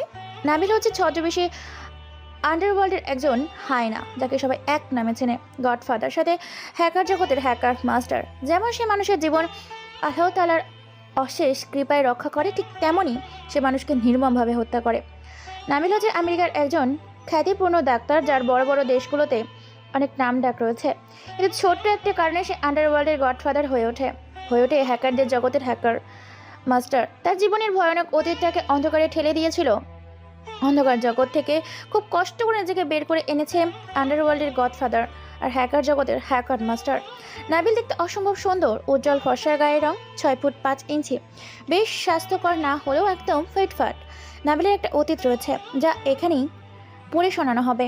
আর নিজম হলো কোটিপতি বাবার একমাত্র মেয়ে, যার কোটি কোটি টাকা, দেশ ভিজেছে হাজার হাজার বিজনেসদের সাথে ওঠা বসা, যার কারণে মেয়েকে সময় না দিতে পেরে আজকে মেয়ে বকাটে হয়ে গেছে, কাউকে সম্মান করে না। যেমন সুন্দর তেমনই বচাত, ভীষণ ভয়ঙ্কর। গরিব দুঃখী বড়লোক কাউকে এসে মেনে চলে না, নিজের মতো নিজের রাস্তায় চলে। কেউ তার সামনে গলা উঁচিয়ে কথা বলে শরীর থেকে মাথা ফেলে দিতে রাতারাতি তাকে গুম করে ফেলে। কেউ আর তার খোঁজ পায় না। এতটাই হিংস্র আর ভয়ানক এই নিঝুম এখনও রেগে আছে। নাইট ক্লাবে বসে বন্ধুদের সাথে একের পর এক দেশি বিদেশি মদ খেয়ে চলেছে। মা বাবা তাকে সময় দিতে পারে না। বাবা মার সঙ্গ না পেয়ে নিঝুম পুরোপুরি মাস্তান হয়ে উঠেছে। পুলিশ থেকে শুরু করে সবাই তাকে ভয় পায়। অন্যদিক থেকে নাবিল এই পথে আসার জন্য একটা কারণ ছিল। কারণটা ছিল ভালোবাসা। এই পৃথিবীতে যতজন মানুষ ব্যর্থ হয়েছে, ম্যাক্সিমাম মানুষ ভালোবাসার কাছে হেরে গিয়েছে, নিজের জীবনটাকে অন্ধকারে ঠেলে দিয়েছে। ঠিক নাম, খ্যাতি, টাকা পয়সা, ধন সম্পদ থাকা সত্ত্বেও নাবিলের জীবনটা ধ্বংস হয়ে গেছে শুধুমাত্র একটি মেয়ের জন্য। যে মেয়েটার জন্য সে তার অন্ধকার জগৎ বেছে নিতে বাধ্য হয়েছে। মেয়েটির নাম ছিল মেঘলা। যখন আমেরিকায় পড়াশোনা শেষ করে নিজের বাবার হসপিটালে জব করতো নাবিল, তখন সেখানে পরিচয় হয় মেঘলার সাথে। মেঘলা দেখতে অসম্ভব সুন্দর, যেন দানা কাটা পরি। বিদেশি মেয়েগুলো এমনিতে দেখতে অনেক সুন্দর, তারপর একটা ক্রাশ, যে না জামা পরে যেন আমাদের দেশের মানুষগুলো তাকে দেখলে এমনিতেই গিলে খাবে, এতটাই বিউটিফুল গার্ল। তাদের দুজনের সেদিন পরিচয় হয়েছিল একটা ক্রিমিনাল অপারেশন করতে গিয়ে। অপারেশনটা সাকসেসফুল হয় শুধুমাত্র দুজনের জন্য, আর তাদের জীবনের এই প্রথম এবং সিরিয়াস একটা ক্রিটিক্যাল অপারেশন ছিল। মেঘলা বলে ওঠে সেই সময়, স্যার, আজকের অপারেশনটা সত্যি অনেক হার্ড ছিল, কিন্তু আমরা যে সাকসেস হতে পেরেছি এটাই অনেক। সত্যি মিস মেঘলা, অপারেশনটা আল্লাহর অশেষ কৃপায় আজকে সাকসেস হয়েছে। আপনার কিন্তু এটাতে অনেক ভূমিকা রয়েছে। ধন্যবাদ স্যার প্রশংসা করার জন্য। চলুন আজকে কোনো রেস্টুরেন্টে খেয়ে আসি। ঠিক আছে স্যার, চলুন। অনেকদিন ধরে বাইরে ঘুরতে যাওয়া হয় না, খাওয়া দাওয়া হয় না। চলুন। তারপর তারা আমেরিকায় একটা নামি দামি রেস্টুরেন্টে প্রবেশ করে, সেখানে অনেক খাওয়া দাওয়া করে আনন্দ করে, তারপর নিজ নিজ বাড়ির উদ্দেশ্যে চলে যায়। এইভাবে দেখতে দেখতে বেশ কিছুদিন কেটে যায়। নিজেদের মধ্যে সম্পর্কের বাঁধন আরও শক্ত হতে থাকে। ধীরে ধীরে ফোনে কথা বলা শুরু হয়, আস্তে আস্তে একে অপরের ভালোবাসার রূপে রূপান্তরিত হয়। আমেরিকার একটি দামি রেস্টুরেন্টে অপেক্ষা করছে নাবিল। এমন সময় সামনে তাকিয়ে দেখতে পায় অসম্ভব সুন্দর উজ্জ্বল ফর্সা, দুধে আলতা গায়ের রং, পরনে জিন্স প্যান্ট, টি শার্ট, চুলগুলো স্টাইলিশ করে খোপা করে, দামি হিল জুতা। ভাই হেঁটে গুটি গুটি পায়ে নাবিলের সামনে এসে বসে পড়ে একটি মেয়ে। মুচকি এসে বলে ওঠে, হ্যাঁ বল, কি বলার জন্য? তুমি এত তাড়াতাড়ি আমাকে এখানে ডেকে আনলে নাবিল? মেঘলা, তোমাকে এখানে আমি একটা বিশেষ কারণে ডেকেছি। আমি বলতে চাই আমি তোমাকে ভালোবাসি। তোমার সাথে একসাথে কাজ করতে করতে কখন যে তোমাকে আমি আমার নিজের মনের গহীনে জায়গা দিয়ে দিয়েছি তা নিজেও জানি না। বারবার আমার অস্তিত্ব জানান দিচ্ছে যে তোমাকে ভালোবেসে ফেলেছি, তোমাকে যে আমার চাই। তুমি কি হবে আমার? বানাবে কি তোমার চলার পথের সঙ্গী এই অসহায় অবুঝ মানুষটাকে? মেঘলা কি করবে বুঝতে পারে না। মেঘলা মনে মনে ভীষণ খুশি, কারণ তার স্বপ্ন পূরণ হয়েছে, এত সহজে হয়ে যাবে সে ভাবতে পারেনি। মনে মনে ভীষণ খুশি মেঘলা তাড়াহুড়ো করে বলে ওঠে, এই ছোট্ট একটা কথা বলতে এতদিন লেট করলে? তোমার জন্য তো কত কাজ আমার পিছিয়ে গেল। বলতে ভয় করছিল যদি তুমি আমাকে ফিরিয়ে দিতে, কিন্তু তোমার কি কাজ আছে? না, তেমন কোনো কাজ নেই। আমিও তোমাকে ভালোবাসি, তুমি না বললে আমি তোমাকে বলতাম। আচ্ছা, কিছু খাবার অর্ডার দিই। তারপর নাবিল বেশ দামি দামি অনেক খাবার অর্ডার করে। তারপর তারা খাওয়া দাওয়া করে পার্টিতে জয়েন করে। তারপর নাচ গান হই হুল্লোড় অনেক করে। এরপর তারা বাড়িতে চলে যায়। দেখতে দেখতে একটা বছর কেটে যায়। এই একটা বছরে ধীরে ধীরে মেঘলার পরিবর্তন হতে শুরু করেছে। এখন এসে আগের মতো সময় দেয় না নাবিলকে। নাবিল এটা ভালো করেই বুঝতে পারছে, কিন্তু কোনো কিছুই করতে পারে না। তাকে ফোন দিলে ফোন রিসিভ করে না, তার সাথে দেখা করতে চাইলে দেখা করে না। নাবিল ধীরে ধীরে পাগলের মতো হয়ে যেতে শুরু করে। সে বুঝতে পারে না তার সাথে মেঘলা এমন কেন করছে। হাসপাতালের কেবিনে বসে কিছু ফাইল দেখছে, রোগীগুলোর ক্রিটিক্যাল অবস্থা। এমন সময় টেবিলে থাকা ফোনটা বেজে ওঠে। ফোনটা রিসিভ করতেই ওপাশ থেকে ব্যক্তিটা মৃদু কণ্ঠে বলে ওঠে, হ্যালো নাবিল, তুই কোথায় আছিস? তোকে একটা ভিডিও পাঠাচ্ছি। তুই তো আমার কথা বিশ্বাস করিস না। তোকে বলেছিলাম যে মেঘলা তোর জন্য পারফেক্ট নয়, সে তোকে স্বার্থের জন্য ভালোবাসে, কিন্তু তুই আমার কথা শুনলি না। আর তোকে একটা ভিডিও পাঠাচ্ছি, নিজেকে সামলে রাখিস।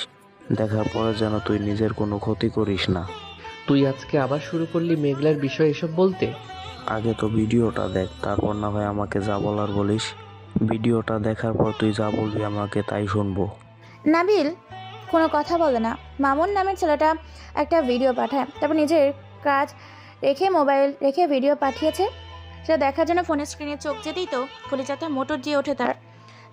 নাবিলের জন্য পুরো দুনিয়া জিন্দেগি অন্ধকার কালো ধোঁয়াতে ছেয়ে যেতে শুরু করেছে। কালো মেঘে বজ্রপাতের যেন বিকট আওয়াজের শব্দ দূষণ করছে বুকের ভেতর। হালকা করে বুকের ভেতরে চিনচিন ব্যথা অনুভব করছে নাবিল ভিডিওটা দেখতে থাকে। ভিডিওতে মেঘলার একটা ছেলে অন্তরঙ্গ অবস্থায় একটা হোটেলে শরীরের খিদা মেটাচ্ছে। সম্পূর্ণ ভিডিওটা দেখে নাবিলের নিজের হাতে থাকা ফোনটা ছুঁড়ে মারে দেওয়ালে, সাথে ফোনটা ভেঙে যায়। সামনে থেকে পানির গ্লাসটা হাতে নিয়ে চেপে ধরে, সাথে গ্লাসটা ভেঙে নিজের হাতে গেঁথে যায়। পাগলের মতো একটা চিৎকার দেয় নাবিল। নাবিলের চিৎকার, তার বাবা মা সহ অনেক স্টাফ সেখানে চলে আসে মামুন। নাবিল কোনো কথা বলে না, হাত দিয়ে এখনো রক্ত পড়ছে। নাবিলের মা বলে ওঠে। নাবিল কোনো কথা বলে না, চুপচাপ দাঁড়িয়ে আছে। তার মা আবার বলে ওঠে, কিরে বাবা, কি হয়েছে তোর? হাত থেকে রক্ত পড়ছে, কাটলি কি করে? নাবিল কোনো কথা না বলে চুপচাপ দাঁড়িয়ে আছে। তার মা আবার বলে ওঠে, কিরে, তোকে কিছু প্রশ্ন করছি, তুই হাত কাটলি কি করে? কি হয়েছে বল। আন্টি, আমি বলছি, ও আর কি বলবে? নিজের জীবনটাকে তো ধ্বংস করে দিয়েছে নিজের হাতে। আপনারা তো মেঘলাকে মাথায় করে রেখেছিলেন, কিন্তু মেঘলা তো আপনাদের কপালে জুতার বাড়ি মেরে চলে গেছে। এ দেখেন ভিডিওটা। এবার ভিডিওটা দেখায় সবাইকে। ভিডিও দেখে তো সবাই নিজের জায়গা থেকে খানিকটা পিছিয়ে যায়। মেঘলার মতো মেয়ে কিনা এরকম কাজ করছে, বিশ্বাস করতে পারে না, ভেঙে পড়ে সবাই। নাবিল তো নিজেকে শেষ করে দিতে চাচ্ছিল, কিন্তু অনেক কষ্টে তার মা বুঝে শুনে নাবিলকে আটকে রাখে। তার মা বলে ওঠে, বাবা, তুই আমাকে কথা দে, তুই নিজের কোনো ক্ষতি করবি না। তুই আমার একমাত্র সন্তান। ওর মতো একটা রাস্তার মেয়ের জন্য তুই কেন নিজের জীবন ধ্বংস করবি? ওর থেকে 1000 গুণ ভালো মেয়ে তোর জন্য অপেক্ষা করছে। তোর জন্য ওর থেকেও সুন্দরী গুণী একটা মেয়ে আমি এনে দিব, কথা দিচ্ছি। তবুও তুই নিজের ক্ষতি করিস না বাবা। ওর মতো একটা রাস্তার মেয়ের জন্য তুই নিজের জীবনটা কেন ধ্বংস করবি? নাবিল কোনো কথা না বলে চলে যায় নাইট ক্লাবে। সেখানে গিয়ে একের পর এক মদ খেতে থাকে। তার পেছন তার সহপাঠীও যায়। সেখানে গিয়ে দেখতে পায় মেঘলা আগে থেকেই ডান্স করছে। নাবিল মেঘলার কাছে গিয়ে পরপর বেশ একটা থাপ্পড় মারে আর বলে ওঠে, মেঘলা, তুমি এটা আমার সাথে কি করে করতে পারলে? এতটা বিশ্বাসঘাতক তুমি? তুমি আমার ভালোবাসা নিয়ে ছিনিমিনি খেললে। How dear you! তোমার সাহস হয় কি করে আমার গায়ে হাত দিয়া? আর আমি যা করেছি বেশ করেছি, ভালো করেছি। তোমার মতো একটা ছেলেকে আমি ভালোবাসবো ভাবলে কি করে? হ্যাঁ, আমি তো শুধু তোমাদের এই হাসপাতালটাকে নিজের দখলে নেওয়ার জন্য তোমার সাথে ভালোবাসার অভিনয় করেছি। আর খুব শীঘ্রই তোমাদের ওখান থেকে বের করব, মাইন্ড ইট। কথাটা বলে চলে যায় মেঘলা। নাবিল একের পর এক মদ খেতে থাকে। এক পর্যায়ে মামুন এসে বলে ওঠে, নাবিল, আমি তোর বন্ধু, আমি চাই না তোর ক্ষতি হোক। প্লিজ তুই আর মদ খাস না, নিজেকে শেষ করে দিস না এভাবে। অনেক কষ্টে বুঝিয়ে শুনিয়ে নাবিলকে সেদিন বাড়িতে নিয়ে যায়। এরপর ধীরে ধীরে নাবিল নিজেকে রুম বন্ধ করে ফেলে। এর মধ্যে মেঘলা পুলিশে নিয়ে পুরো হাসপাতাল দখল করে নেয়। এই খবরটা সহ্য করতে না পেরে নাবিলের বাবা মা মারা যায়। নাবিল পুরোপুরি একা হয়ে যায় আর ভেঙে পড়ে। নিজেকে অন্ধকার জগতে একেবারে নিয়ে যায়। মদ গাঁজা নিয়ে নিজেকে শেষ করে দিতে থাকে। কিন্তু তার সঙ্গ তার বন্ধুরা কখনো ছাড়েনি। মদ খেয়ে বড়ির দিকে ফিরছে নাবিল, তার সাথে তার বন্ধুগুলো। এমন সময় তার সামনে একটা গাড়ি কিছু একটা ছুঁড়ে ফেলে দেয় রাস্তার মাঝে। এটা দেখে ধীরে ধীরে তারা মাতাল অবস্থায় সেদিকে যেতে থাকে। সেখানে গিয়ে তো চোখ কপালে উঠে যায়। সামনে তাকিয়ে দেখতে পায় একটা মেয়েকে উলঙ্গ অবস্থায় রাস্তায় ফেলে গেছে একটা গাড়ি। মেয়েটাকে এখনো ছটফট করছে, বেঁচে আছে, সারা শরীর থেকে রক্ত পড়ছে। মেয়েটার যৌনাঙ্গ থেকে রক্ত বেরোচ্ছে। সবাই মেয়েটার দিকে তাকিয়ে বুঝতে পারে মেয়েটাকে রেপ করা হয়েছে। তারা দেরি না করে দ্রুত হসপিটাল নিয়ে যায়। তো নাবিল একজন নিজে ডাক্তার, তার সে নিজেই চিকিৎসা করতে থাকে একটা বেসরকারি হাসপাতালে। অপারেশন শেষ করতে প্রায় অনেক সময় লেগে যায়। সকাল হয়েছে, বাইরে অপেক্ষা করছিল সবাই। ভেতর থেকে ডাক্তার বের হয়ে বলে ওঠে, নাবিল সাহেব, ওনার জ্ঞান ফিরেছে, চাইলেই আপনারাও দেখা করতে পারেন। তারপর নাবিল আর তার বন্ধুরা ভেতরে প্রবেশ করে। মেয়েটা মিটমিট করে চোখ খুলছে। মেয়েটা কেঁদে চলেছে। নাবিল মেয়েটার পাশে বসে মাথায় হাত বুলিয়ে বলে ওঠে, তোমার সাথে সেদিন কি হয়েছে আমি জানি না, তবে তুমি আমাকে বলতে পারো। তোমাকে ন্যায্য বিচার পাইয়ে দেওয়ার জন্য আমার সমস্ত কিছু উজাড় করে দেব। 15 বছরের ছোট্ট মেয়েটা নিজের মুখ থেকে অক্সিজেনের মাস্ক খুলে বলে ওঠে, ভাইয়া, আমাকে বাঁচানোর জন্য অনেক ধন্যবাদ। আপনি ওদেরকে শাস্তি দেবেন। ওরা আমার এলাকার ছেলে। ওরা নেশা এবং পর্নোগ্রাফিতে আসক্ত। প্রতিদিনের মতো আমি কাজ করে বাড়ি ফিরছিলাম, আর তারা পাশের বাড়িতে পর্নোগ্রাফি দেখছিল। আমি জানতাম তারা খারাপ ছেলে, তারা সবসময় পর্নোগ্রাফি দেখতো। আমি তাদের বাড়িতেই কাজ করতাম। তাদের দৃষ্টিশক্তি আমার দিকে সবসময় থাকতো। কিন্তু সেদিন বড় আপার বড় স্যার না থাকায় তাদের ছেলেও তার বন্ধুরা মিলে আমাকে ধর্ষণ করে। যখন তারা আমাকে ধর্ষণ করছিল তখন তারা পর্নোগ্রাফি দেখে আমাকে খুবলে খুবলে খেতে থাকে। সে সময় আমার চিৎকার কেউ শোনেনি। মেয়েটা কথাটা বলতে বলতে কেঁদে ওঠে। হঠাৎ করে মেয়েটা হাইপার হয়ে যায়। মেয়েটার হার্টবিট দ্রুত চলতে শুরু করে। মেয়েটার শ্বাস নিতে কষ্ট হচ্ছে। ডাক্তার সহ নাবিল মেয়েটাকে বাঁচানোর চেষ্টা করছে, কিন্তু মৃত্যুর নির্মম খেলা মেয়েটা সেখানেই শেষ নিঃশ্বাস ত্যাগ করে। এরপর নাবিল প্রতিজ্ঞা করে আর নিজেকে শেষ করবে না। এখন থেকে গরিবের হয়ে সে উঠবে আন্ডারওয়ার্ল্ডের গডফাদার আর হ্যাকার জগতের হ্যাকার মাস্টার। সে পোর্নোগ্রাফি থেকে দেশের আজকে যুব সমাজের এই অবস্থা, সেই পোর্নোগ্রাফি ধ্বংস করে শহরে দেশে অন্যান্য চলছে তা আন্ডারওয়ার্ল্ড থেকে কন্ট্রোল করবে। নাবিল এরপর প্রতিশোধ নেওয়ার জন্য নিজেকে তৈরি করতে থাকে। হ্যাকিং জগতে হ্যাকিং শেখে। সব কিছু করতে করতে 5 বছর লেগে যায়। ধীরে ধীরে সে একটা বিশাল গ্যাংয়ের গ্যাংস্টার হয়ে ওঠে। এরই মধ্যে পোর্নোগ্রাফির একটা ওয়েবসাইট হ্যাক করে পুরোপুরি নষ্ট করে দেয়।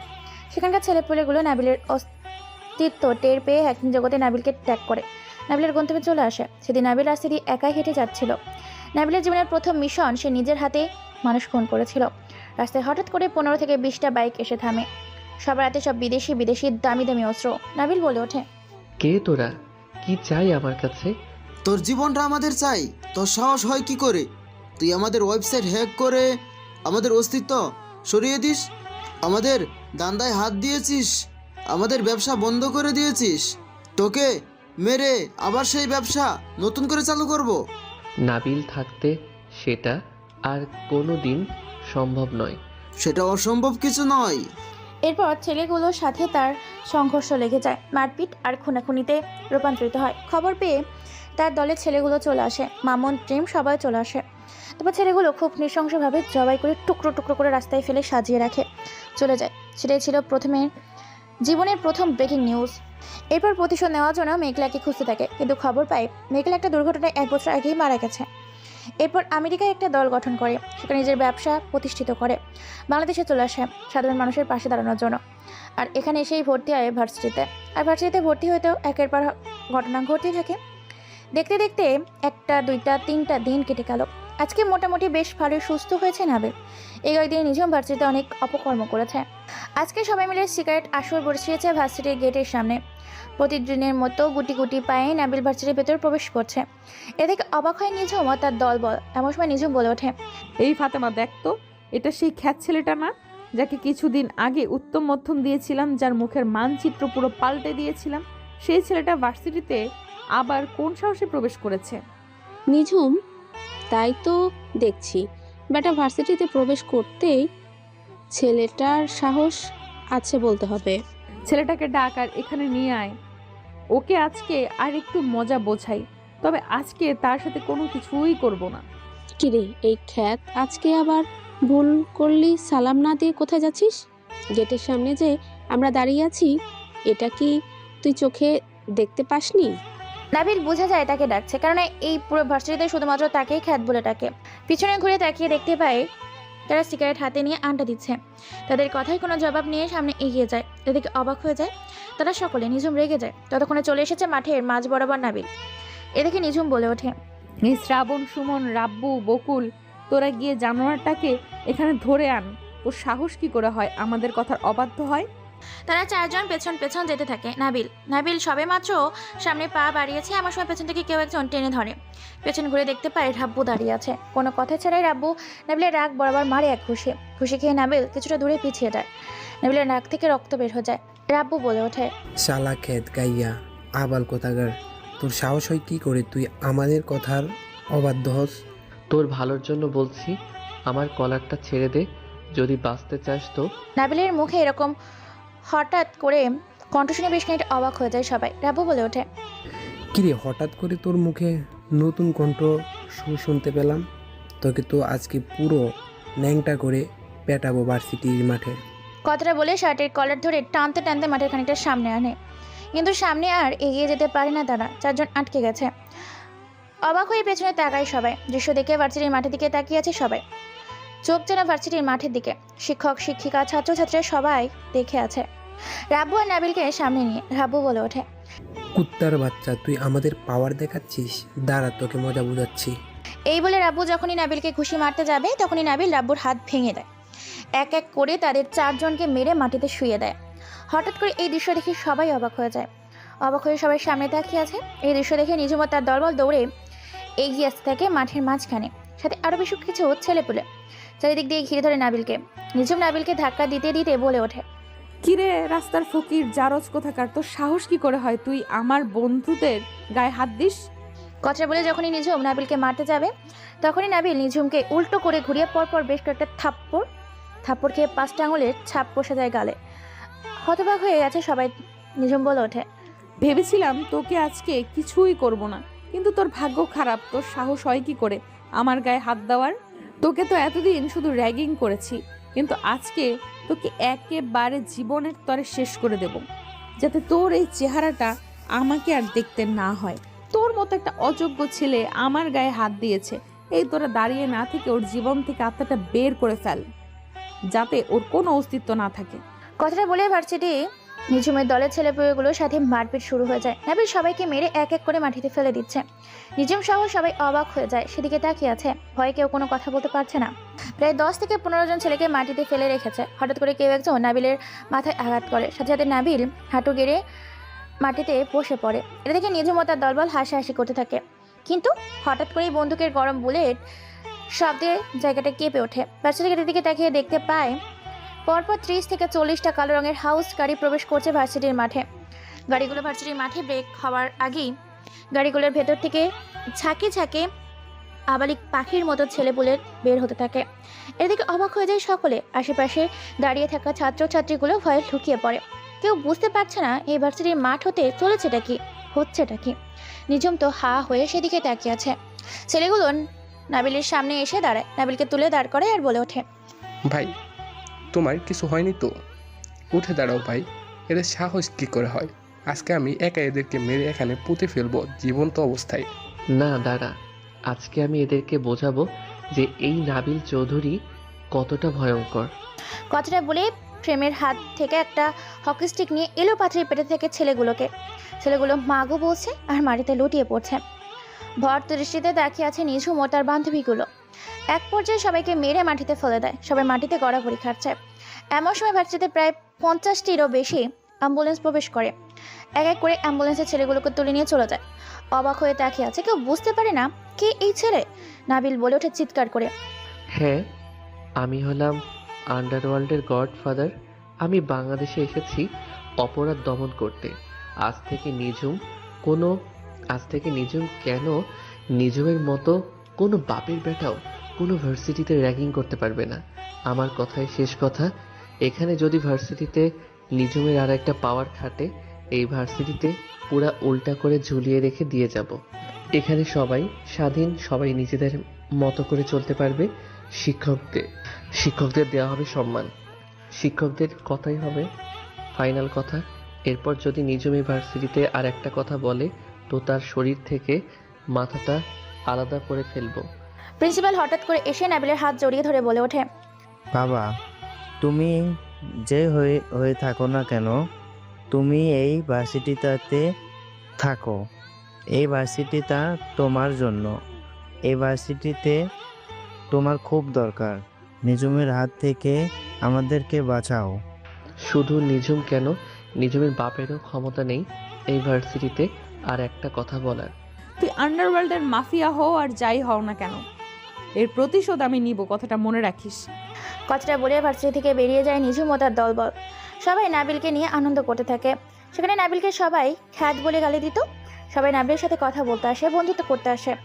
নাবিল ভার্সিটি তার এক মুহূর্তে দেরি না করে নিজের কাজে বেরিয়ে পড়ে। ল্যাপটপ স্ক্রিনে পর্নোগ্রাফির একটা সাইট হ্যাক করে নেয় নাবিল ও তার দলবল। তার ঠিক কিছুক্ষণ পর নাবিলের ফোনে একটা কল আসে। কলটা রিসিভ করতে ওপাশ থেকে বলে ওঠে, নাবিল, তুই কাজটা ভালো করলি না। মৃত্যুর জন্য তৈরি থাকিস। আমাদের সাথে পাঙ্গা নিয়ে তুই আন্ডারওয়ার্ল্ড টিকে থাকতে পারবি না। নিজের ভালো চাইলে তুই আমাদের ওয়েবসাইট ফিরিয়ে দে। আমরা জানি তুই হ্যাক করেছিস। তোর যা করার তুই করে নে, তোকেও আমি দেখে নিব। আমি থাকতে একটা পর্নোগ্রাফির ভিডিও ওপেন হবে না বাংলাদেশে। ঠিক আছে, দেখা যাবে খেলার ময়দানে। কথাটা বলে কলটা কেটে দেয়। এদিকে এখনো পুলিশ খুঁজে বেড়াচ্ছে হ্যাকারকে, কিন্তু তার অস্তিত্ব টের পায় না। এর মধ্যে পুলিশ, সাংবাদিক সহ সবাই জেনে গেছে শহরে নতুন এক বড় গ্যাংস্টার এসেছে, যার পাওয়ার অনেক বেশি, আকাশ পাতাল ধোয়া ছোঁয়ার বাইরে। সন্ধ্যায় নাবিল একটু হাঁটতে বেরিয়েছে। হঠাৎ করে কোত্থেকে যেন কয়েকজন ছেলেপুলে তার মাথায় কালো টুপি পরিয়ে নিয়ে গাড়ির ভিতর তোলে।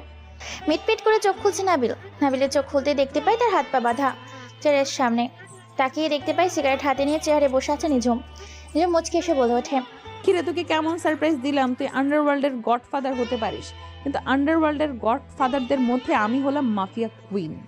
তুই আমার চোখের সামনে আমার দলের ছেলেপেলেগুলোকে মেরে আমার শহরে রাজত্ব করবি, ভাবলি কি করে?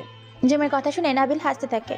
হাসতে হাসতে বলে ওঠে, কিন্তু আফসোস, তোকে আমার হাতেই মরতে হবে, কেননা আমি লড়ছি মানুষকে ন্যায় বিচার পাইয়ে দেওয়ার জন্য, আর তুই লড়াই করছিস মানুষকে অত্যাচার করার জন্য। সো তোর আর আমার মধ্যে পার্থক্য আকাশ পাতাল। আমার লড়াই আর তোর লড়াই কখনো এক হতে পারে না। আমি লড়ছি জনগণের জন্য, আর তুই লড়ছিস তোর স্বার্থের জন্য। মরতে তোকে হবে।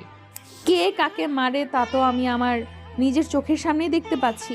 সিংহকে জঙ্গলে বেঁধে রেখেছি, আর সিং অহংকার ছেড়ে বলে সে আমাকে মারবে।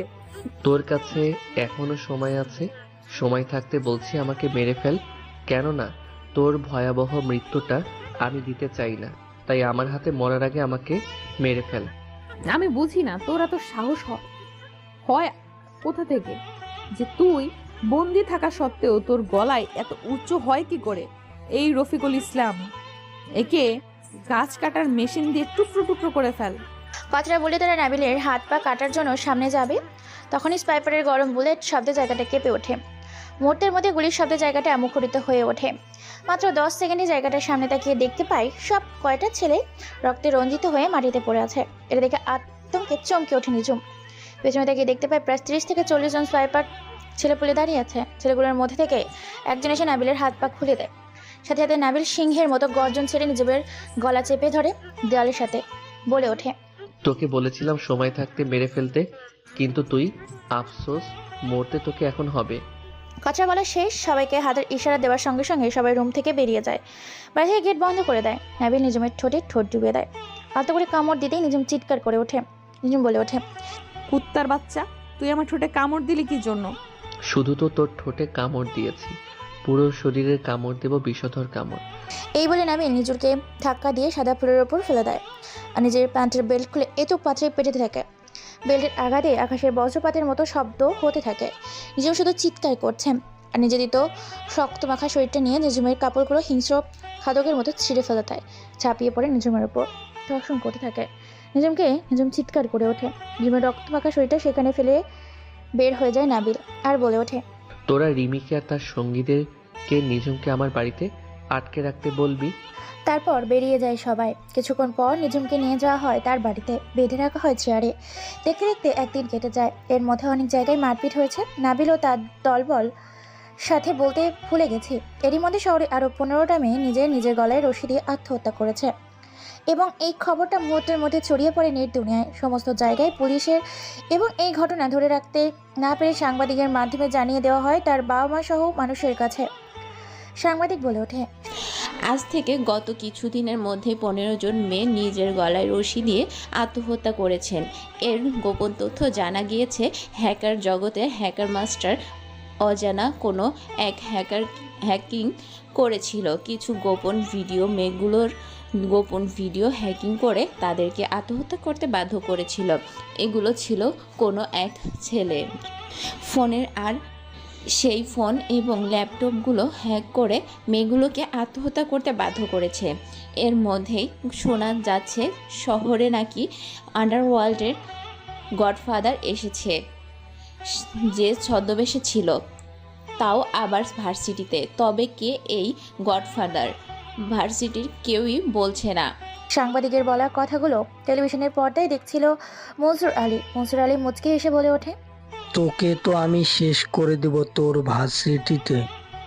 তুই তো এবার আমার হাতে শেষ হবি নাবিল। গভীর রাত 10টা বাজে। রুমের ভেতর প্রবেশ করে নাবিল নিঝুম, এখনো চেয়ারের সাথে বাধা। নাবিল বলে ওঠে, এই 3 দিন তোকে যে শারীরিক অত্যাচার করেছি সেটা তুই তিলে তিলে বুঝতে পারবি। তোর ভিতরে এখন আমার অস্তিত্বের একটা অস্তিত্ব থাকবে। তুই আমাকে জারজ বলে গালি দিয়েছিলিস, এই জন্যই তোকে ধর্ষণ করে আমার সন্তানকে তোর গর্ভে রেখে দিলাম। সারা জীবন তুই এই অপবাদ বয়ে বেড়াবি, যাতে লজ্জায় তুই কাউকে মুখ না দেখাতে পারিস। প্লিজ নাবিল, আমাকে ছেড়ে দাও। আমি আমার ভুল বুঝতে পেরেছি। তোমার সাথে অন্যায় করেছি, শহরের মানুষের সাথে অন্যায় করেছি, সহপাঠীদের সাথে অসভ্যতা, আমি শিক্ষকদের সাথে করেছি অপমান। সত্যি কথা বলতে বাবা মা কখনো আমাকে ভালোই বাসেনি। তারা সবসময় টাকা পয়সা ধন সম্পদ নিয়ে ব্যস্ত ছিল। আমিও বন্ধু বান্ধবীদের পাল্লায় পড়ে কখন যে এমন হয়ে গেছি বুঝতেই পারিনি। তবে আমার কোনো আফসোস নেই, যদি তুই আমাকে মেরেও ফেলিস তাতেও আমার কিচ্ছুই যায় আসবে না। তবে আমি আমার ভুল বুঝতে পেরেছি। যদি এখান থেকে বেঁচে ফিরতে পারি তবে মানুষের ভালো করব, তো ক্ষতি করব না। তোকে ছেড়ে দিব, মারবো না, তবে আরেকটু তোকে শিক্ষা দিব।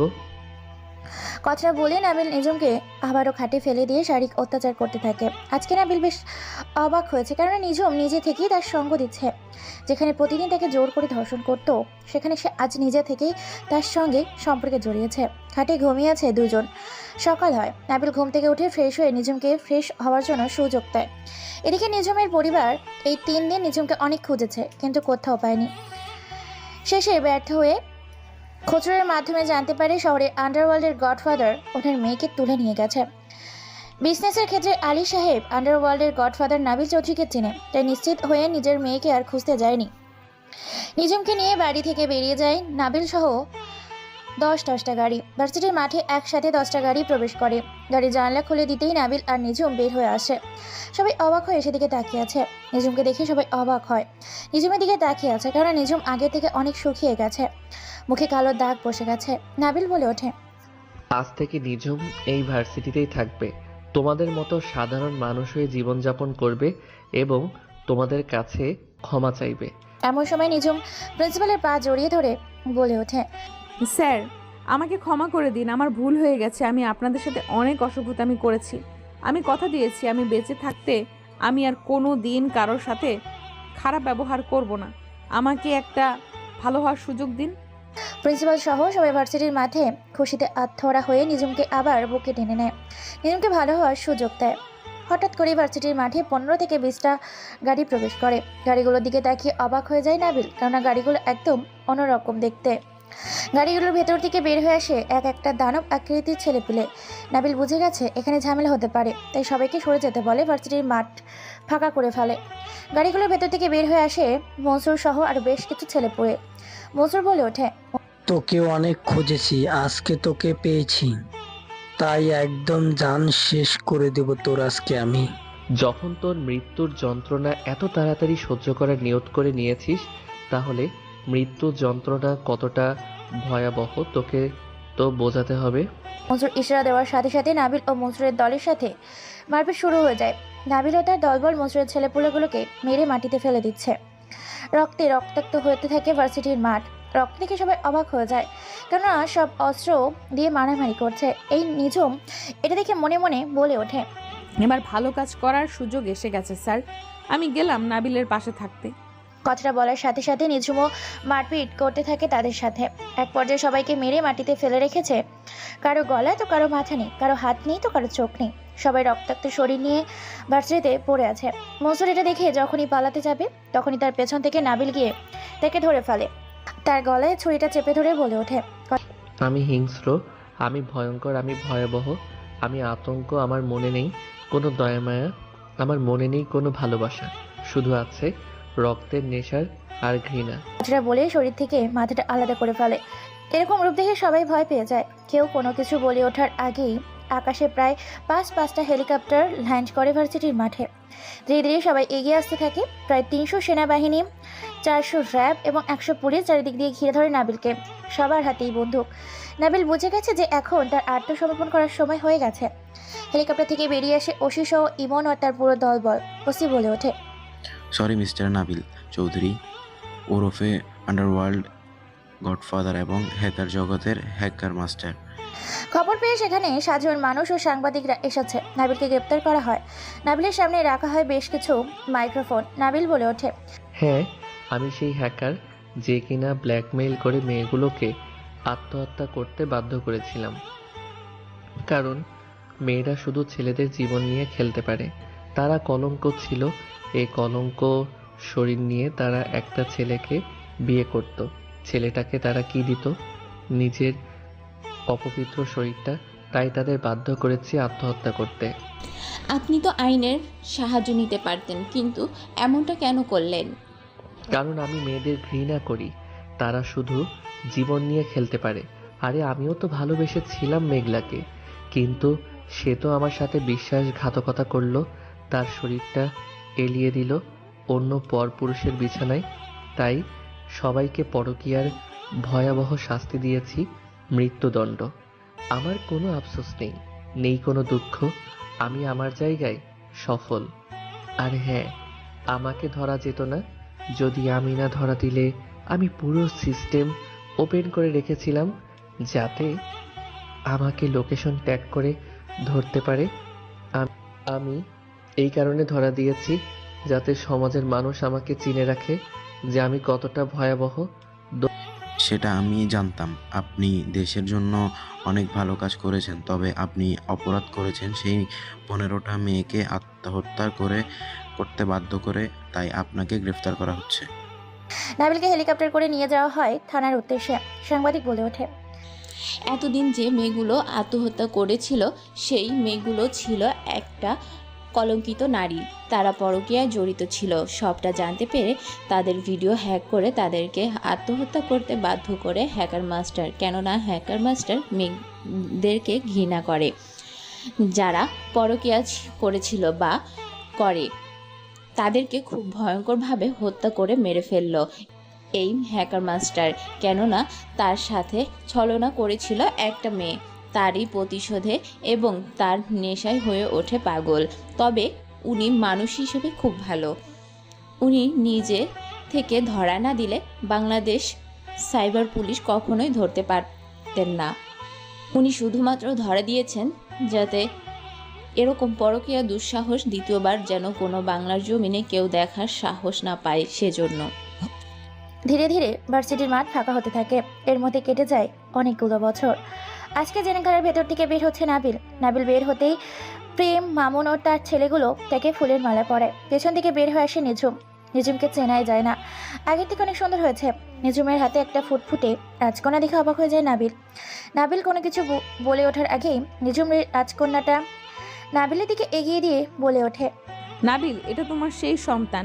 যেদিন তুমি পুলিশ ধরে নিয়ে আসে সেদিন থেকে আমি প্রতিজ্ঞা করি আমার গর্ভে বেড়ে ওঠা সন্তানকে আমি মানুষের মতো মানুষ করব, আর তোমার রেখে যাওয়া দলটাকে সঠিকভাবে পরিচালনা করব। আমি আমার ভুল বুঝতে পেরেছি। তোমার সাহসিকতা এবং সততাকে আমি ভালোবেসে ফেলেছি নাবিল। আমি তোমাকে ভালোবেসে বিয়ে করতে চাই। আর তোমার মিথ্যা অপবাদের এই রেখে যাওয়া সন্তানটাকে আমি খুব যত্নে মানুষ করেছি। এটা আমাদের দুজনের সন্তান নাবিল। নাবিল নিজের মেয়েকে দেখে কান্নায় ভেঙে পড়ে। জড়িয়ে দেখতে পায় নাবিলের মতো অনেক আদর করে। নাবিল নিঝুমকে জড়িয়ে ধরে, তারপর বাড়ির দিকে রওনা দেয়। হ্যাঁ, নিঝুম ধীরে ধীরে নাবিলের রেখে যাওয়া গ্যাংটাকে সঠিকভাবে পরিচালনা করতে থাকে।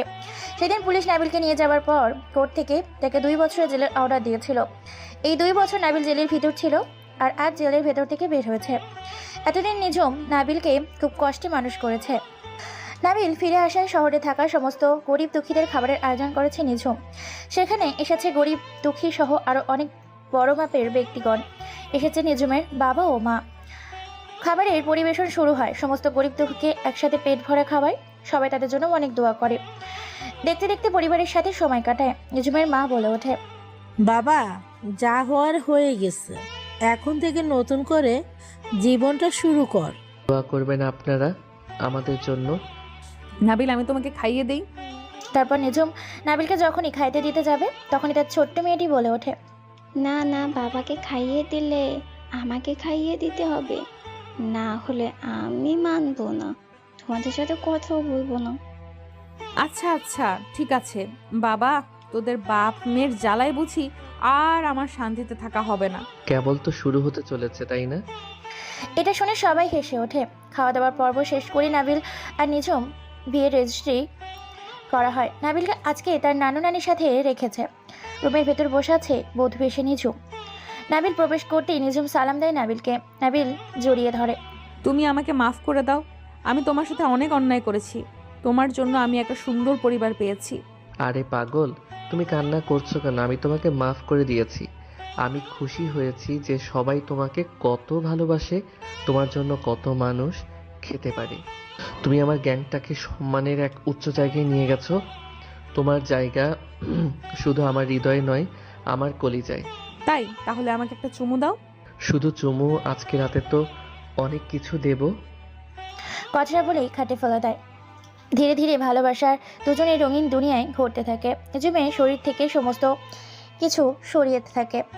নিজুমে ঠোঁট, চোখ, কপালে, গলায়, পেটে আলাদা করে কিস করতে থাকে। নিজুম নাবিলের প্রত্যেকটা ছোঁয়া ও সম্পর্কে ভালোবেসে আগলে নিতে থাকে। ধরে আছে নিজুম নাবিলের মাথার চুল। নাবিল পাগলের মতো কিস করতে থাকে। 3 বছরের না পাওয়া ভালোবাসা যেন এক রাতেই উসুল করবে নাবিল নিজুমের কাছ থেকে। নাবিল পাগলের মতো কিস করতে থাকে নিজুমকে। নিজুম সেও নাবিলের সঙ্গ দেয়। ধীরে ধীরে নতুন এক দুনিয়ায়, নতুন এক পৃথিবী রঙিন করতে ব্যস্ত হয়ে পড়ে। 3 বছরে না পাওয়া ভালোবাসা এক এক রাতে আদায় করতে থাকে একে অপরের। তাই আজকে ডিস্টার্ব না করে তাদেরকে এখানে রেখে আমরা ঘুমাতে গেলাম। সবাই মিলে বিদায় নিচ্ছি এই গল্প থেকে, যেন তারা তাদের মিশনে সাকসেস হতে পারে। এই দোয়া করে চ্যানেলটিকে সাবস্ক্রাইব করে নতুন কোনো গল্প দেওয়া হবে আপনাদের সাথে। ধন্যবাদ সবাইকে।